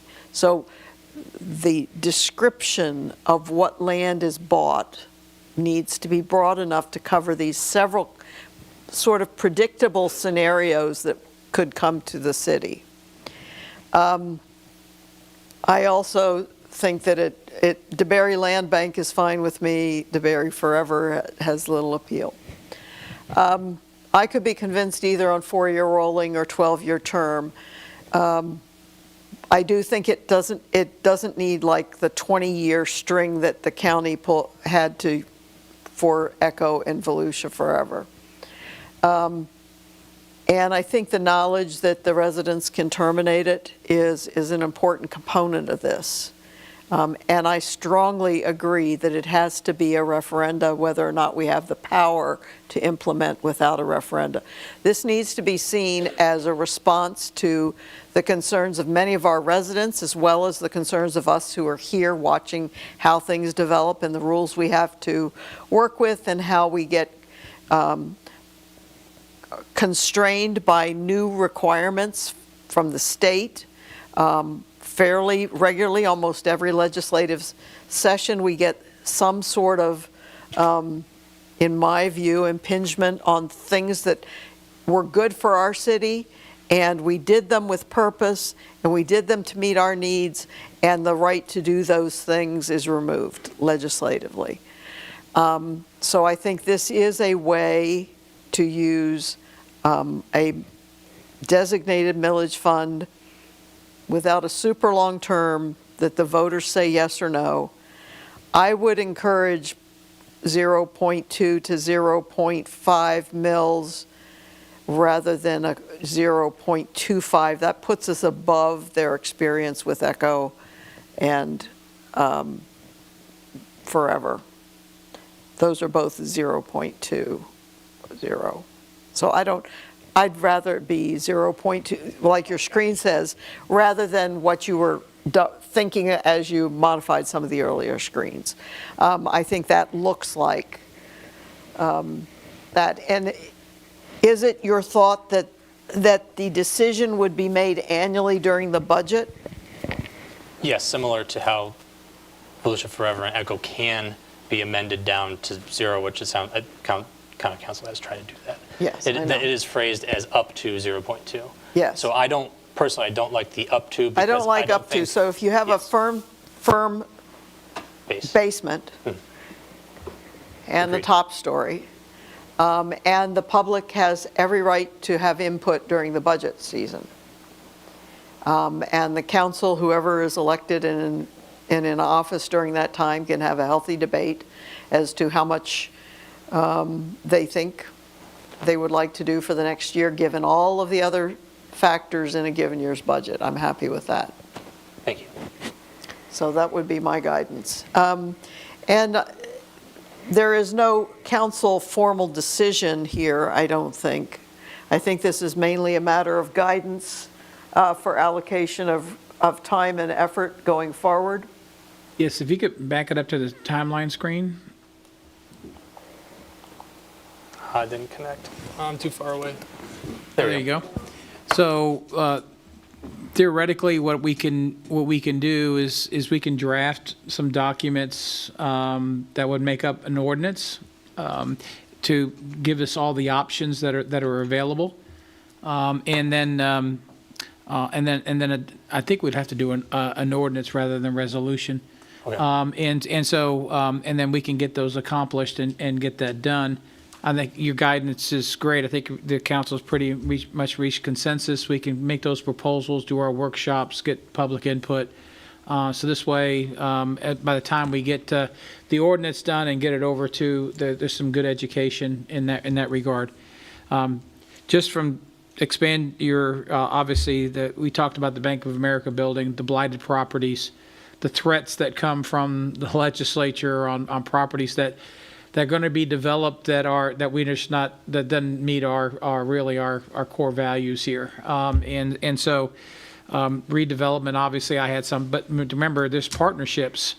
You do have the DeBerry Foundation as well, and as they get fully established and everything else, these partnerships can be created to expedite these threats or blighted areas or et cetera, et cetera. And so, yeah, all this can be accomplished, and as well as environmental projects. Absolutely. Now, the Palm Drive property is just an example. I mean, all of those were purchased to prevent development, period. Well, and to manage stormwater. And to manage stormwater. Palm Drive, you remember me coming in your office and saying, Yeah. find out how much ARPA do we have, find out what the cost would be. I never, ever want to see a development proposal come forward again for this land. Correct. And same thing with Alexander Alley, even though we're going to develop into the park, but that was scheduled for 60 homes, and the project on Dirksen had 114 already platted lots. Right. And so all of those just doesn't make sense. And so fortunately we had some ARPA money, but ultimately. And then I said, and it's your independent judgment, of course, because I never direct. But it's a very important project to be able to give the city options whenever it needs to make. I just want to draw on broadly enough that these various scenarios, not just a land that's threatened with immediate development, not just environmentally sensitive land which we want to protect, but looking forward, it will be redevelopment land and possibly some other scenarios. So whatever we pass, an ordinance, I think that, and through workshops, we can reach consensus as to what kinds of purchases are appropriate. But I think it needs to be broader than just what you might have thought of in the first blush. Of course, yeah. Yes. If you don't mind, if I could Yes, respond to a please few do. points. So, yes, the intention very much is to be much broader in scope. It's not intended solely for environmentally sensitive properties or threats of high-density development. The potential to be able to redevelop, I think, should be very high on this list. Remember, we do not have a CRA, a Community Redevelopment Correct. Agency. And we're not going to get one. And they're sunsetting. They're going to be gone soon. Yeah. So there is no outlet for such a strategy there that exists within DeBerry and will exist for long. There are properties that I have in mind, and one such strategy I've thought of. There's one large property that may have come here once, maybe, and there is an agreement like, why can't we just have the handful of 1 per acre homes? So why can't the city, if the city could purchase it via this program, purchase that property, replat 40 single acre parcels, sell those to put back into the land bank for future developments, and then on the remaining parcel that might be a little wetlands there, put a permanent conservation easement on it. Then we're accomplishing by it's really hard to say zero development for certain things because that's how you get challenged. So and redevelopment isn't going to necessarily be zero development. So it's kind of meeting in the middle, like we can handle 40 single acre homes, and then the 20 acres perhaps that's left be permanently conserved. Things like that. There's no question that you can make this revolving. Yes. To where you purchase land, you do this, and then it gets resold. You buy a blighted property, you tear the building down, you resell it, and so it can be also a revolving fund that gets reused over and over again, depending on the real estate deals that might come forward. And that could be the background for the annual millage adjustment. Yeah, exactly. Yeah. And If a balance actually, if this existed over a period of time and there was a balance and a acquisition was acceptably resold, and that money returned to the fund, then perhaps the millage that year could be on the low end of the range. Absolutely. That makes perfect sense. And then, so just two really brief other items. Councilmember Sell, the golf course angle is very high on my mind. That's a giant risk. Golf courses are great development targets, and we got two of them. I had suggested at some previous time that we might explore the cost in this. Think about how this might feed into this. Explore the cost of securing a first right of refusal. Of course. For Glen Abbey First. That'd be wonderful. And that is something that is my understanding from my brief investigation of it, that there might be a cost involved. So whatever this bank would be, even buying first right of refusal for a golf course could at least give the city time to say, are there ways that we could meet the market price for this? Absolutely. I think that's a great strategy. Not that I'm trying to run a municipal golf course, but there no, are I some don't very want to successful operate. ones. I don't want to operate one. No, I don't want to operate one. Councilmember Sell has a follow-on. Well, the city of New Smyrna does have their own municipal golf course. Yeah, but Throwing so a that lot out of people have stuff that we're not going to emulate. I get it. Is there a way to put like a cap on, like you mentioned, like whatever the current price is for that property, so there's no chance of us overpaying $1 million for a slab of land? I'm going to have to defer to somebody Market else for real that estate. one. It's market Well, value. again, that's going to be a council decision advised by the city managers, depending on how big the threats are and what are all the factors, not only the land price, but what are all the other factors that are involved in that particular deal. What's it worth not having 400 or 500 apartments on a specific piece of property, and what is that worth? And so, yeah, it might be worth $1 million now, but with the apartment builder might be it's $2 million. And so, is it worth $2 million for not having that, even though the current vacant land is now only worth $1 million? So you have to take a look at the whole deal and what the whole threat is, and what if you didn't buy it? What would be the cost? And we did purchase a house down on Shell Road, right? Yes, That that would is, yes, and we still own it, and the individual has a life That would be a estate. piece of property that would have Yeah, we have a, come out of the land bank. And the same thing could occur. I mean, Yeah. you can purchase a piece of property down there and that enabled the project to make sense. Yeah. But you can't say you can't have your property, so we Right. reached a middle ground. It may be that you can purchase a property and roll it into your downtown area and expand it and accelerate it if you want to. It's up to you. Those are all the options that we just talked about. Yeah, and then just one parting thought. I hope, did you have anything else? Okay. When I started this concept, I kind of walked away from it, but something that could be explored still is I originally wanted to propose a citizen advisory board to go along with this that would perhaps slate potential properties out there that weren't necessarily on market, but things that a citizen advisory board would really be interested in, whether it's ranking, whether they're in charge of kind of giving the citizen, that doesn't really make sense when I keep on going on that one, but that kind of to defend against overpayment, that there is more opinion than just council. I'm The iffy flip on side one, to though. that, I think, would be, if you have, that would be a sunshine compliant board, where it would all possible thoughts and prospects would be discussed in public, and that discussion itself could influence the value. That's a great point. Before there is anything that is sort of, at least the exploration of value is done by city staff. I'm thinking that we need citizens involved in deciding this, in renewing it, in weighing in when the millage would be decided each year.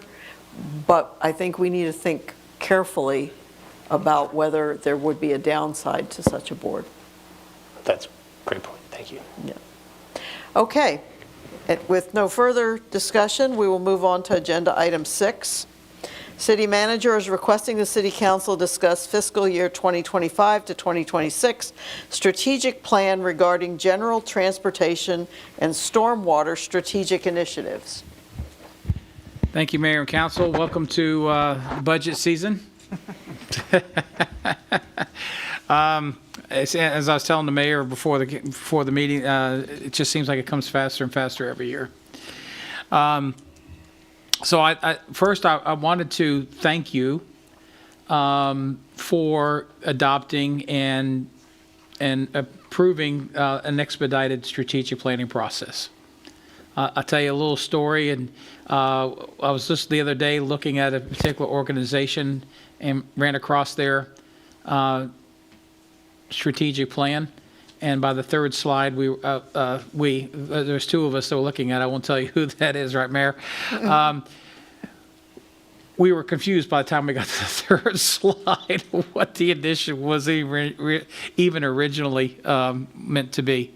And so the complexity is just astounding, and that's why we get things done quicker, better, and faster, and cheaper than everybody else. So I just put up here leadership principles, and these are just some of the things that we do. I don't tell you everything, but these are just some of the hallmarks of our organization. It's integrated in everything that we do, is to be the best at everything that we do. And that, even though that sounds kind of corny and everything else, it's integrated in every department. Each director knows that I give them the challenge to be the best public works department, the best parks and rec in the state of Florida. If you don't have the desire to be the best, then why are we here? And what it does, it promotes continuous improvement. It focuses on continuous benchmarking, et cetera, et cetera. And it's really one of the hallmarks that we do. And I did and you're probably going to see it soon, an interview with Florida League of Cities. And the moderator at the end goes, just seems like everything that comes out of your mouth says best. And I said, that's exactly right. So, and we want to be the best organization we can possibly be. And then you've heard me say the next one all the time is the most complex thing in government is to keep things simple. And the simplicity reduces your burden, reduces your employee need. It allows for people to be able to follow it and comply. It's just a fundamental of government where there's some governments that are so complex that make things so difficult, it takes forever to get them done, and nobody can follow it. And so that's one of really kind of the two hallmarks that we govern here. We try to keep everything as simple as possible. And then, of course, some of these strategic plans, I mean, there's so many layers. But there are three basic ones that are community benchmarks that we really do, and these are all, again, integrated in everything we do. Every time we work with a developer, we're constantly focused on extraordinary quality of life. Whatever they do, what's the quality of life going to be? What do you need to add? You need to add a turning lane. You need to add a signal. You need to add this. Everything's about quality of life, and it's integrated in everything that we do, including parks and recreation and everything else. The close-knit community is ingrained in everything. You see it in some of the designs that we get involved with the development. We want those gathering areas. We want to create those opportunities, not only in our parks and rec, but our development and everything else. It's got to be integrated in everything we do. And then, of course, the exceptional business organization. We want to be the most efficient and effective government in the state of Florida. And I think we've proven that. People using us as benchmarks for a lot of things. And so those are really kind of the three benchmarks. You don't have to go layers all the way down for every single strategic initiative. Everything that you see on these slides are based upon those three things. So I think I have to scroll down. So these look familiar to you, and I've updated some of these. When Mike Alger is here, we could ask him about septic to sewer, but he gave me this update the other day. They did receive a $1.4 million grant to start the design. They're doing a master plan right now, which they think that they can have the first draft done by August of 2025. They have scheduled some public meetings in November, and the final scope of the design will be December of 2025. Engineering, is another year after that. So you're not looking until construction until at least 2027 or beyond by the time we get done to the septic to sewer program. That's just that's just how the county operates. It's just a methodical, slow functioning thing. Again, simplicity. We did get the next one's Alexander Island. We did get the ECHO grant. As we said here, the RFQ has been completed. The A2 group was selected, pre-construction services. We expect the GMP contract in June or July. If approved, then about another 60 to 90 days for breaking ground, and we'll have a ceremony in August or September 2025. Okay? And that would be a grand day, because there's been a lot of work being done on that. And just running over some of these fairly quickly, and if you want to stop and talk about any of these, this is not a canned presentation.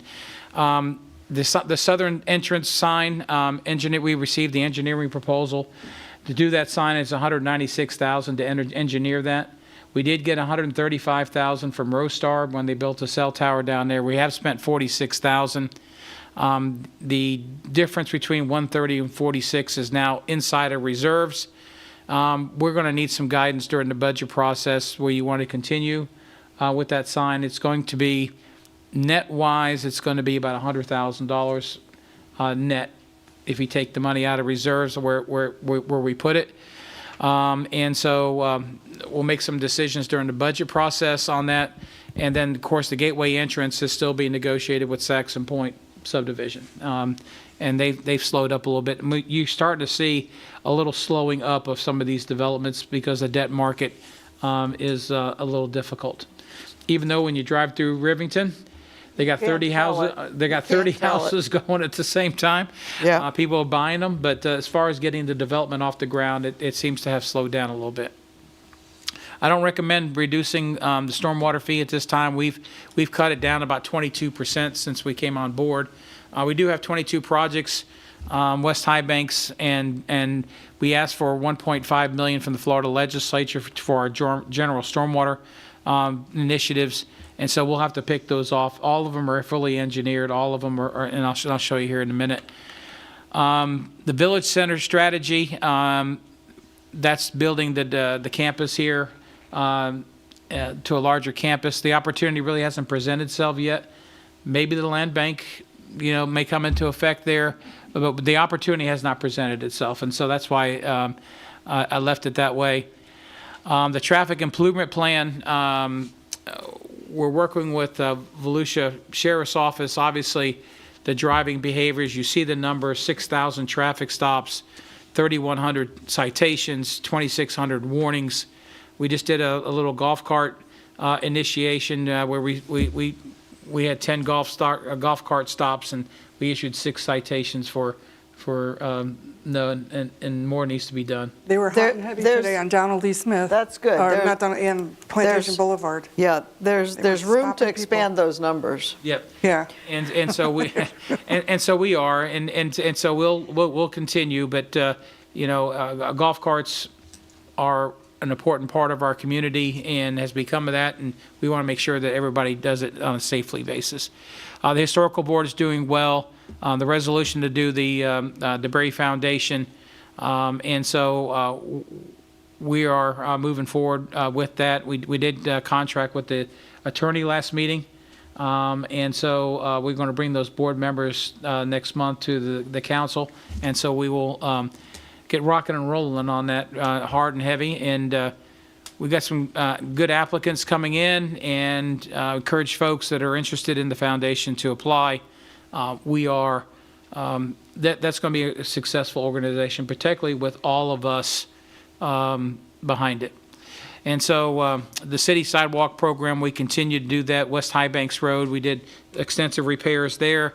DeBerry Plantation is having a problem with tree roots, and we're trying to save the trees there as much as we can. We did do some sampling there and did put sidewalks in, cut tree roots, and let's hope that the trees survive.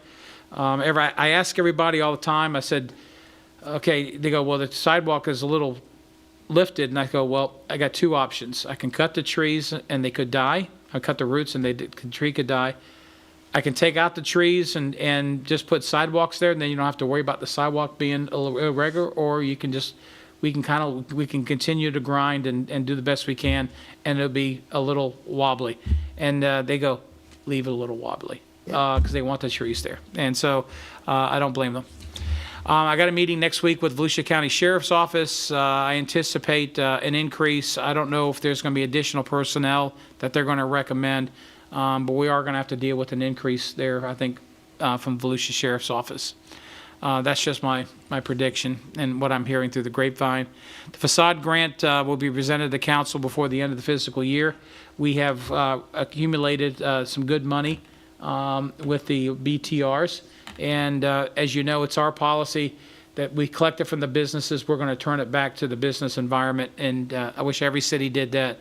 But that's a good strategy that we go there. FDOT is going to be doing their resurfacing on Highway 1793 through DeBary. That's going to begin, we think, at the beginning of 2026. Their fiscal year runs from July 1 through June 30th, so it's got to be done there. They're going to narrow up some lanes. We tried to figure out how to do medians in the core of our city. It didn't work out too well regarding getting some of those medians in there. Just too much restriction. But they are going to do some ADA improvements on the sidewalks and narrow up those lanes so that when we do get to our complete streets grants, then they'll already be narrowed up. The golf cart ordinance will make some slight adjustments. We did get Columba Lake approved. It's active. We did get Pine Meadows. I'm not recommending doing any other intersections at this time. At this point, just let's ride and let this mature. We are going to make some slight administrative procedures and ordinance, so you're going to see that coming up in the next few months of just an ordinance adjustment, just to clean up some administrative procedure. Rob Sullivan is the restrooms are done. The Echo project regarding the tennis lighting and the dog park are done. Those from last year. Additional right-of-way staff. Again, we're going to tie that to the Sunrail station, taking it over. We're still working through the details on the 98 acres, St. John's Water Management District. We had submitted a couple plans of what we want to do there. They picked them back. We've reduced them, and we're trying to meet their expectations. Once that's done, then we'll get with the county, and St. John's will like that, like the plan. We'll adjust the plan with St. John's and then work on a negotiation deal with the county, which I think they're in favor of. DeBary Main Street is going to rely heavily on the Sunrail station, particularly for events for overflow parking. Community garden, I think we focused on Alexander Island. Once we get phase 1 and 2 done, we'll pick the perfect spot to where that needs to be there, and hopefully we can find a volunteer group to manage that for us. Yep. Community garden is a real bear to operate. I am involved with Deltona Community Gardens and see how it takes so many dedicated volunteers and so much work.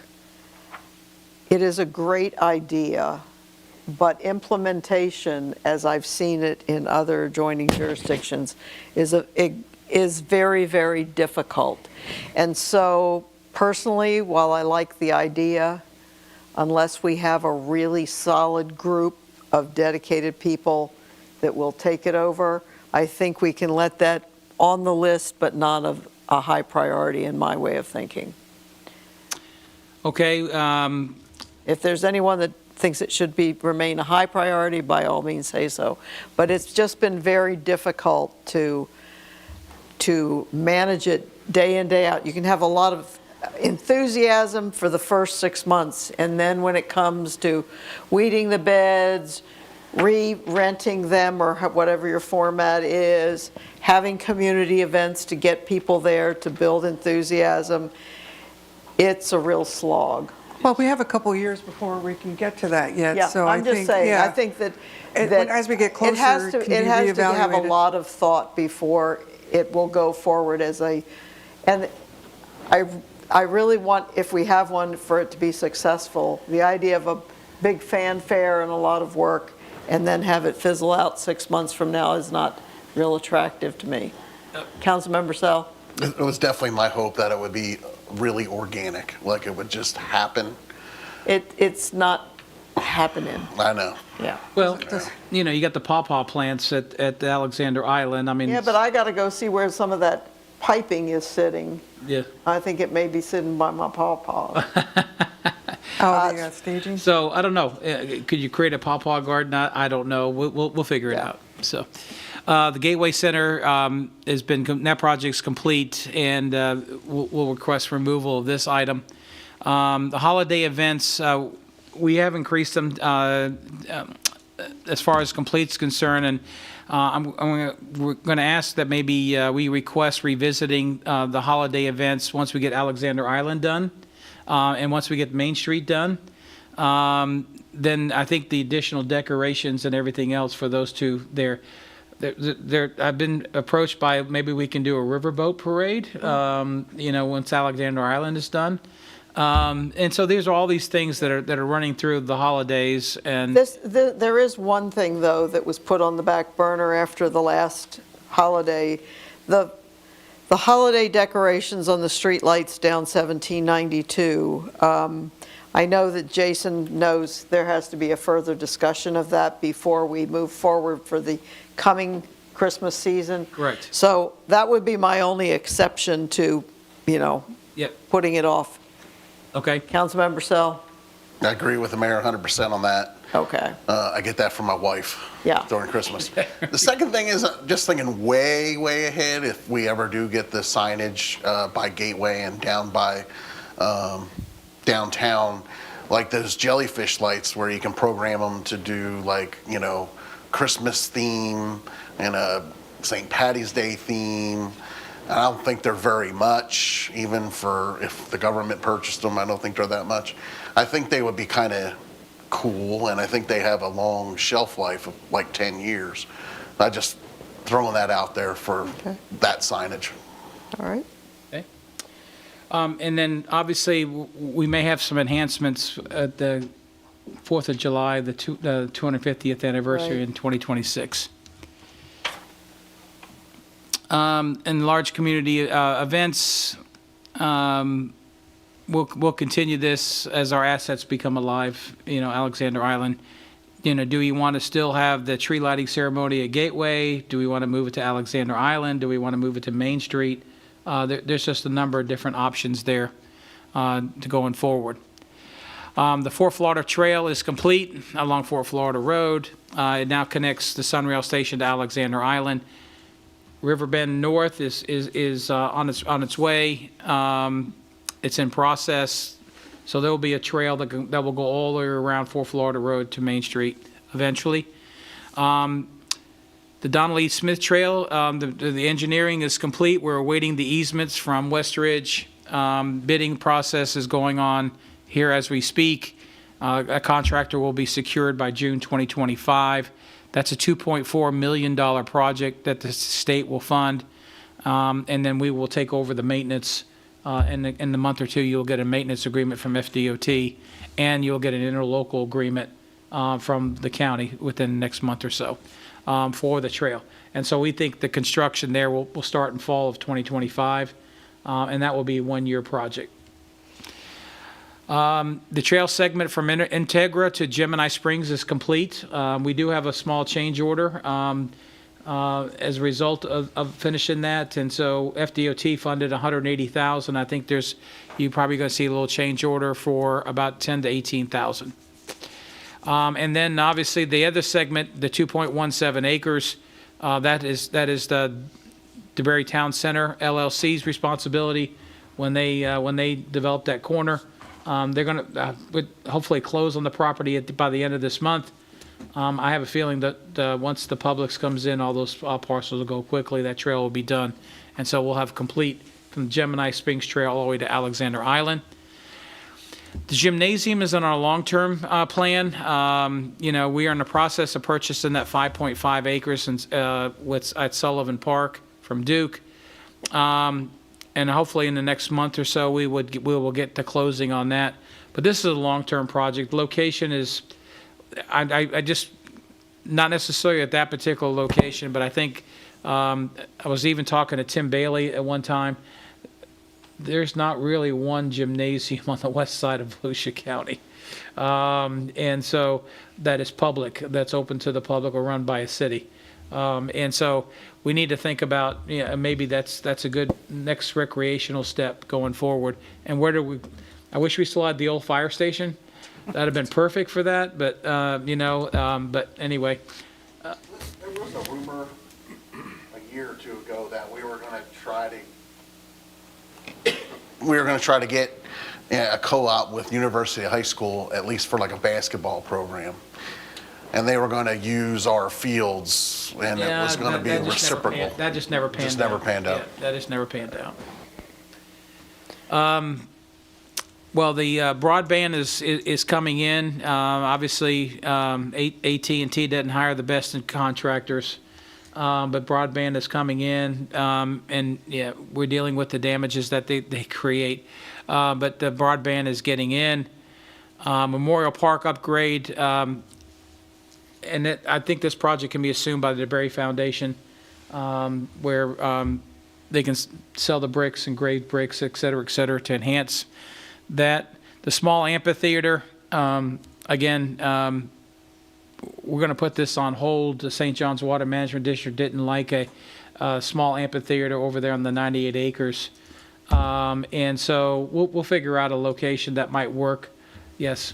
Sorry, you glazed over my bus shelter on Shell Road. Oh, I did, didn't I? Well, I labeled it as CBD. Is there any way, like DBK, if they were offered the opportunity to donate some bus shelters out there? I mean, I'm on Shell Road, and if it's pouring rains, the kids are just standing out there. I know not as many kids get on the bus anymore, but there are a hardcore group out there that stand on somebody's property in the rain, and there's, wrappers from candy and everything else just laying on the ground sometimes.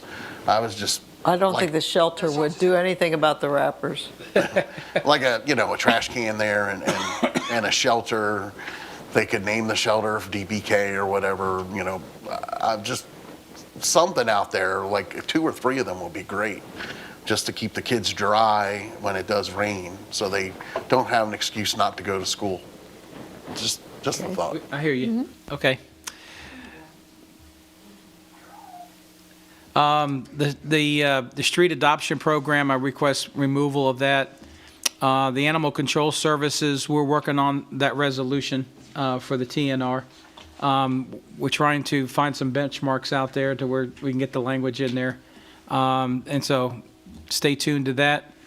Proactive code enforcement, I'm asking removal of that. I think the council's been pretty uniform about a reactive. If we did proactive, we would need 5 more people.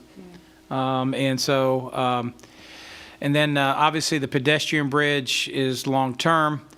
The roundabout at 1792, I'm going to request removal of this particular item because I think we've already made a real impact on FDOT not to do that. They're doing the one on 44 and Kelpler Road, and the one at Victoria Hills is and Orange Camp Road is. It's just not very good. People just don't like it. The removal from parks from department from Gateway, we do have an opportunity. We have to build a maintenance barn at Alexander Island for all the equipment and everything else. It is a possibility we could do a small expansion there if you want to. Again, that's an option for the council. That will be coming up at the next budget cycle.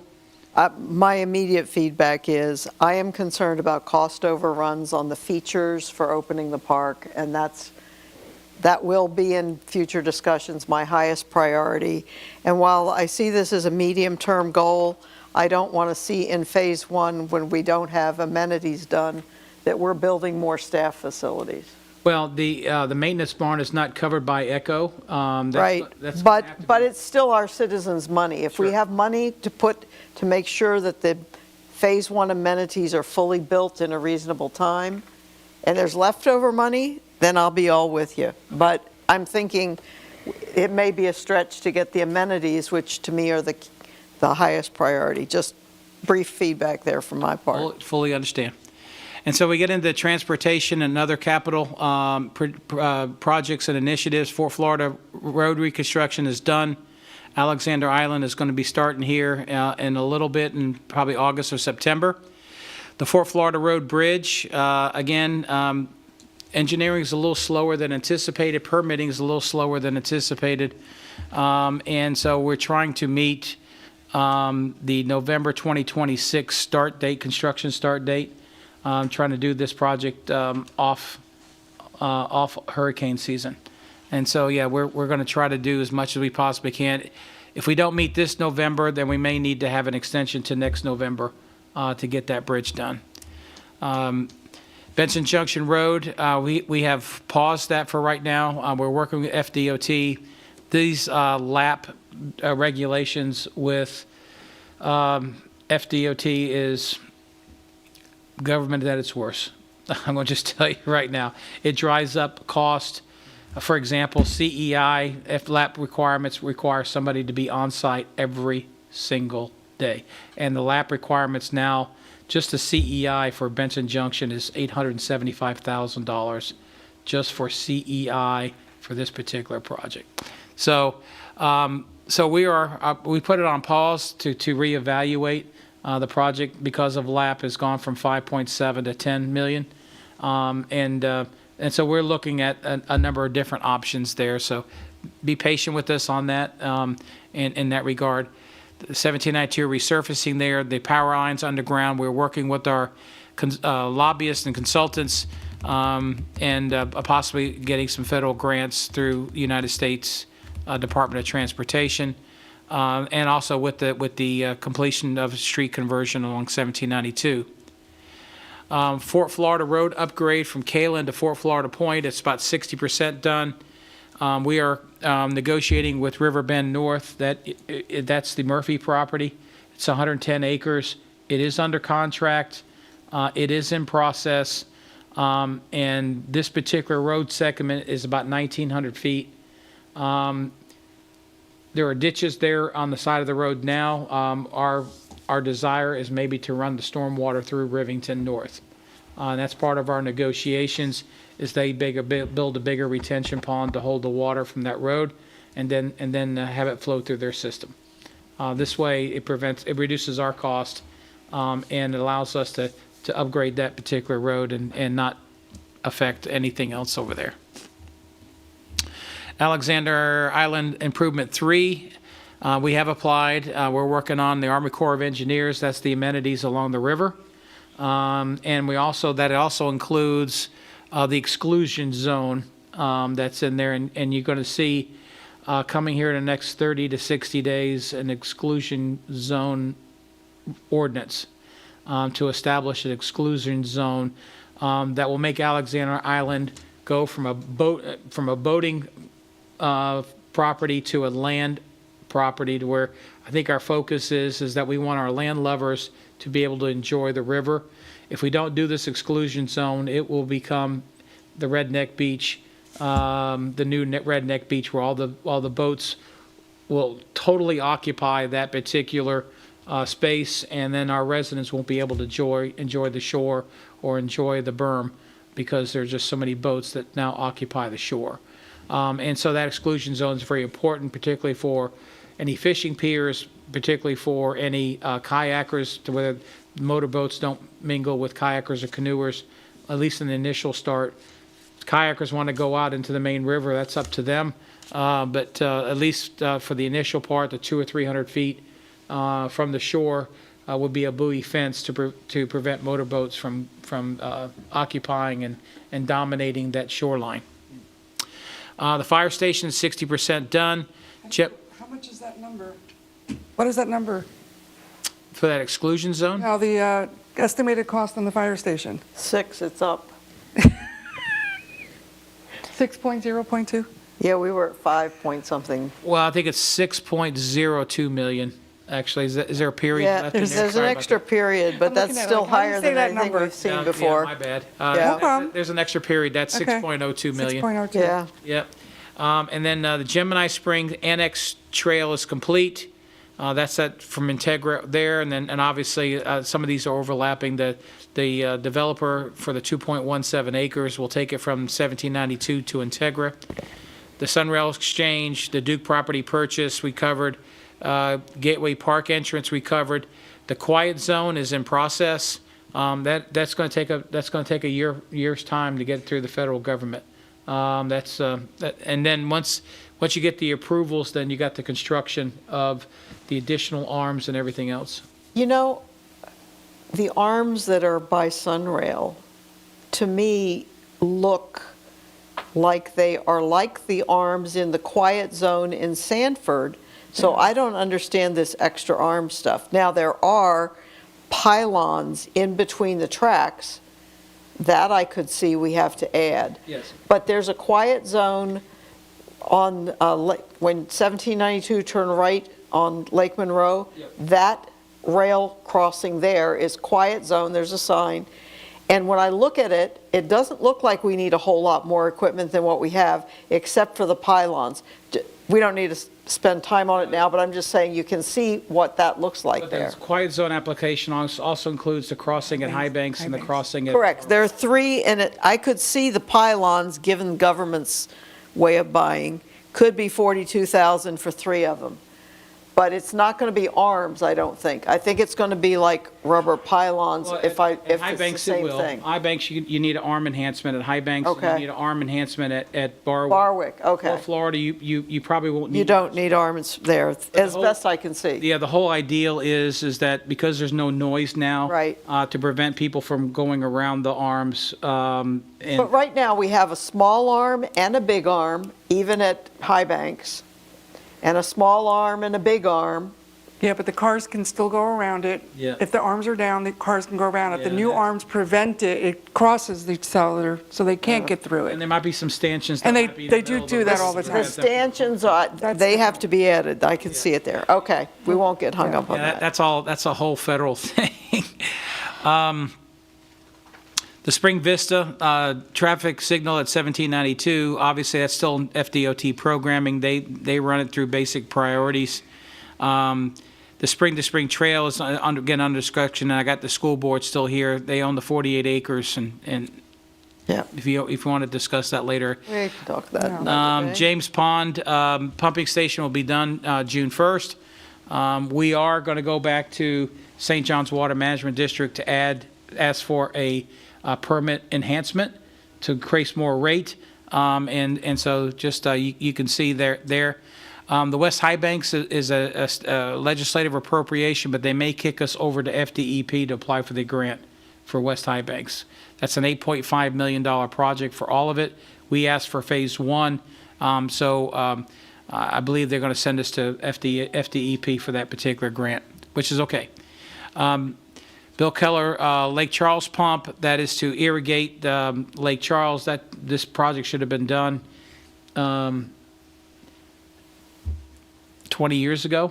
And we learned about it with Woodbound Lakes, and so yes, that's got to be done. Bill Keller Park, the Lake Charles pump needs to be upgraded. That pump is about 30 years old, and those pumps need to be upgraded, so we'll work on those. And then you can see all the small particular projects there. Glen Abbey, Summer Haven, we've been working on ownership of stormwater systems, and then we're going to formulate an action plan based upon that. We're ready to go in the areas that we were responsible for to get those pipes lined and utilize that $1.25 million from the legislature. And then here is just some growth projects for everything from Saxon Point. Aurora is complete. Tailwinds Commercial is in front of Glen Abbey. That's part of the Tailwinds Residential. It's owned by the same folks. I believe they're going to focus on the residential first and do the commercial second. KBC Mixed Use, that's in front of the Berry Plantation. They're making some revisions. They're only going to want to do commercial only there. You're going to see them coming forward within the next 60 to 90 days, is my last communication with that revision. They just applied for FDOT for a cut in that road there, And so I think you're going to see 3 or 4 commercial buildings right on the street there. And you'll probably see some restaurants and sports bars there and everything else. I think will be a pretty good addition there. Canterwood is on hold. I don't anticipate that coming to fruition. DeBary Town Center, Town Park is up and running, et cetera, et cetera. They'll be here at the next meeting for a waiver. You'll have to make a decision on how you want Main Street to look. The regulations require paver streets, complete 100% paver streets, pretty expensive. The mobility plan pays for the improvement of Shell Road, so the mobility plan will provide credits for those. They're recommending a smaller paver system, either for you just use pavers for pedestrian crossings, or pavers at intersections, and pedestrian crossings, to lessen the cost and to lessen the burden of pavers. The long-term maintenance, obviously, with pavers it'd be beyond the city. There's a faux bridge in between. I think they're going to recommend doing all pavers for the bridge to dress it up. But other than that, they're recommending maybe the pedestrian crossings for the pavers only. That will dress it up enough. The pavers will be on the sidewalks. They're 14-foot wide sidewalks there to allow the restaurants and everybody else to room to spread out of the building and put tables and chairs and stuff like that out into the sidewalks there, much like you see in Winter Park. Spring Walk, that community is going very well. It's about 60 or 70% done. They're still selling the houses there. The Haven, I talked to them. They're on hold for right now. Again, the debt market. That's the old Clayton property.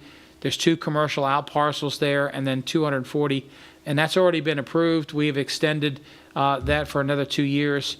They're just waiting for the debt market to improve before they break ground there. Rivington is going gangbusters. Phase 3 is the project that's nearest Alexander Island. Phase 4 is the townhome project, is going well. They'll be coming in the next probably to 60 to 90 days regarding the Phase 5, which is the 10 acres where the landscape company is located at. The fire station is we already talked about that. Riverview Estates, that is the Costa property. Again, that is, we denied that. We have received an application, the exact same design from another developer. So stay tuned with that. The Duke Green Energy project has been kind of delayed simply because of, again, that's Duke. And some of that has to do with recycled water. There's an expansion of, reclaimed water. There's an expansion of the wastewater treatment plant there at DeBary Plantation. It's about $70 million worth. They're expanding that, and they're kind of waiting for that particular, so they can provide the reclaimed water for that particular project. Obviously, Town Park is going well. They anticipate starting to sell properties at the beginning of the year. So they're getting the infrastructure. I know it looks like it's going to take a long time. There is a ton of infrastructure that they're putting in, including the upgrade of Shell Road. And then obviously the Land Development Code rewrite is complete. And then we could add to this the comprehensive plan as well. So Mayor and Council, that is our strategic initiatives, everything that we got going on at exactly the same time. If you want to make any additions, please let me, let's discuss them, and we can add them. If you want to make, if you don't mind, everything that I've listed here as far as removal, I will remove those and streamline and make this more condensed. But these are all the projects that we got going on at this particular moment in time. City Clerk, do we have any public participation? No, ma'am, we do not. All right, so Councilmember Sell, any words of wisdom for Carmen or comments on the priorities we've set? I've never been accused of offering words of wisdom, ever. I am excited now. Jim's got me excited about this land bank. And it's on here. We want bathrooms at Sunrail. So we can buy Little Sammy's. Rumor was it's about 400 grand. We can buy it. Echo would help us remove the pumps because, you know, gas would ruin the environment. So we would get help from that. We could put in a welcome center with vending machines and bathrooms. And that would be like the cornerstone of downtown. It would be amazing. And I would be on board with that 100%. Just throwing that out there because I don't want to do it individually with you guys, but put that at the top of your list. That's all I got. Councilmember Papalardo. We have come full circle. I love that. I have one item. It's on the first page, number 3, the stormwater fee. I'm not trying to push for this immediately, but I'm interested in some new calculus, whether it be all flat stormwater fee or instead of by road designation, public versus private, be by stormwater designation, public versus private. I think it can just be calculated a little bit more precisely. I think it creates confusion, and it could create some type of, I don't want to call it liability, but entanglement when more developments have more repiping that it's not public stormwater, but they think, but I pay the public stormwater fee, and the confusion, I think we're approaching an inflection point where we're going to see a lot more frustration regarding that. Yeah, and you know, the stormwater ordinance and the stormwater fees that were established has really nothing to do with public or private stormwater. That ordinance is very clear. If you read it, there's nothing in there regarding whether it's public or private stormwater. They used that particular methodology back then for public streets, private streets. But there's no mention of public stormwater or private stormwater. And my contention is, should it? Is that a more sensible and reasonable way? Most of the money, you got to remember back then, most of the money that was borrowed went for the emergency stormwater system. Right. The emergency stormwater system serves about 90%, 95% of all public streets. Right. And so that was some of the reasoning that was used back then, was that the western pumping system, the central pumping system, and the eastern pumping system serves the majority of the public streets. Sure. And so that's where the money that's what we've looked at is the reasoning for that. Private gated communities are not benefited that much on that, even though they do travel on public streets. They do use DeBerry Plantation. They even though they live in a gated community, and that's why they get the lower rate. But the whole gist of when stormwater fee was created was to build this emergency stormwater system that serves the entire community. And I appreciate the nuance there. I don't know if that's worth a revisit at this point in time. It's something that I do field a lot of questions about that. Yep. And there is confusion around it. It is confusing concept. No question. But again, as we have testified in some of the committee meetings and everything, I mean the code enforcement meetings, 30% goes towards employees, 40% of the money goes towards debt service, and the other 30% goes for the maintenance of the Western Stormwater Management System. Very little bit goes to any specific individual projects, mostly on public streets.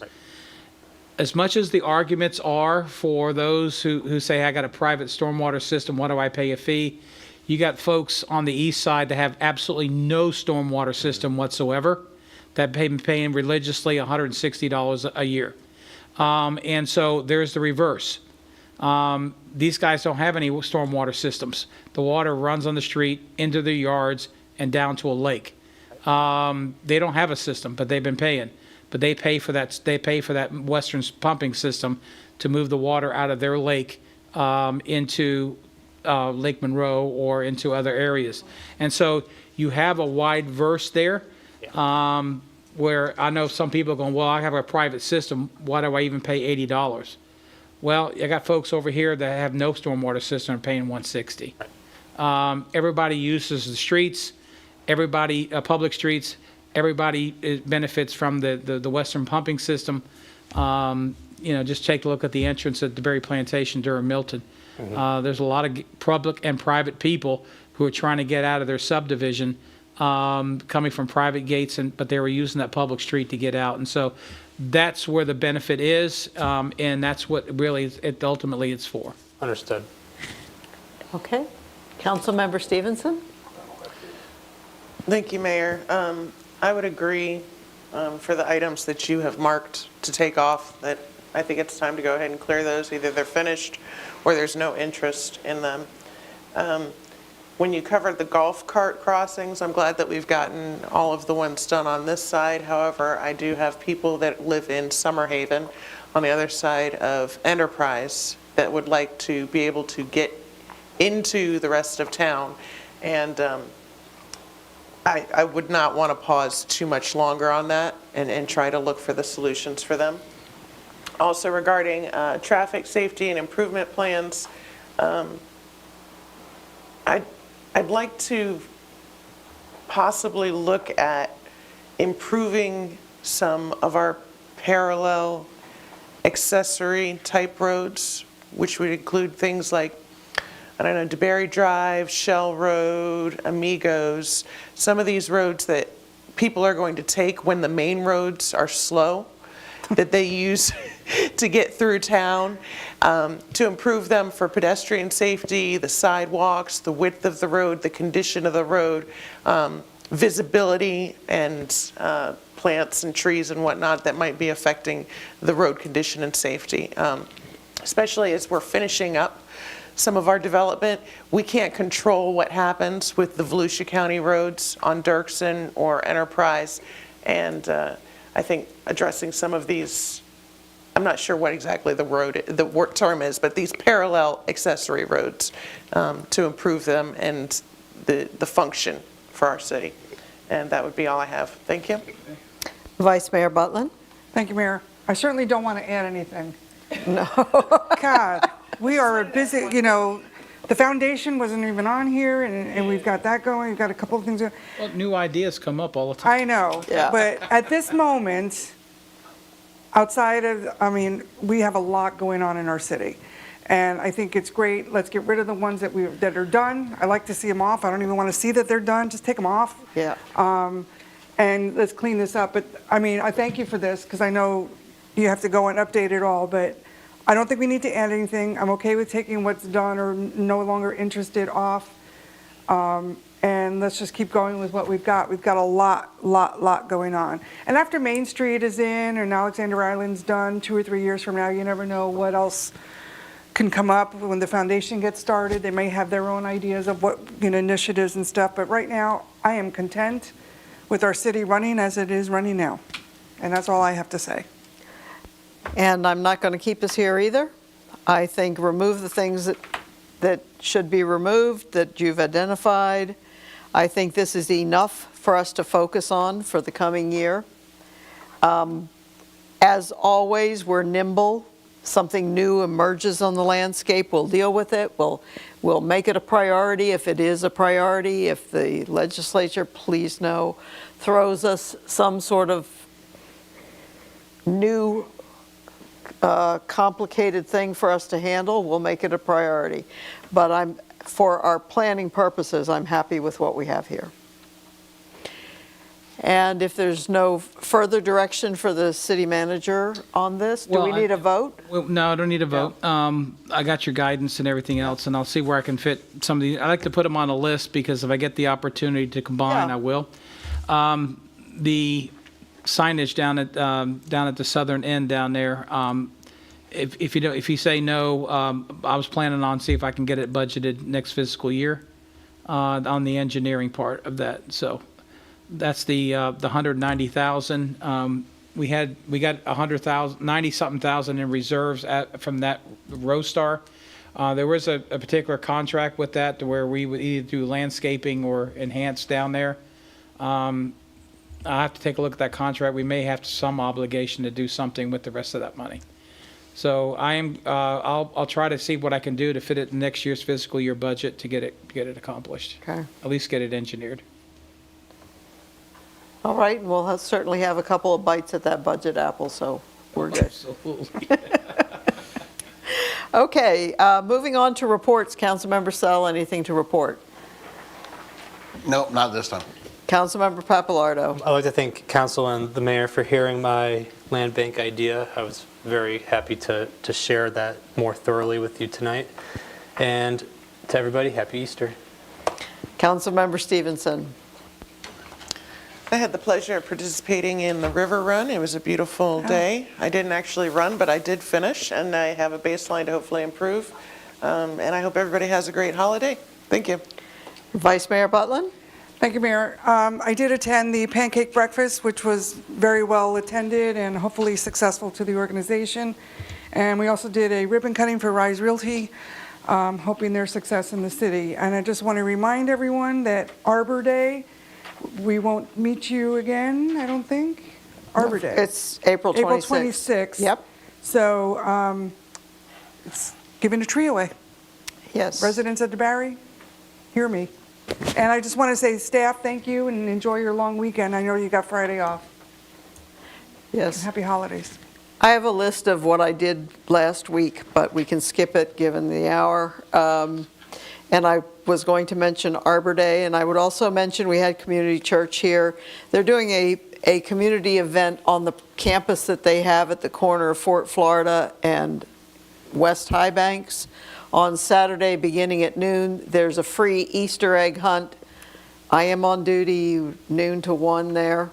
And there are thousands of eggs to be found. So that will be a community fun event. Councilmember Sell, you remember something? Well, Jim wrapped up his mic, but I want to I'll brag for Jim.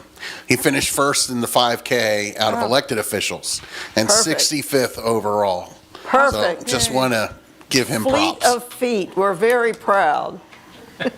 Thanks for representing, Jim. City Manager. Just one thing I forgot. This blue sheet here is our budget, our budget calendar. It's our bludgeoning calendar. Yes. Sorry, it's been a long I don't day. see May dates in there. We're meeting in May?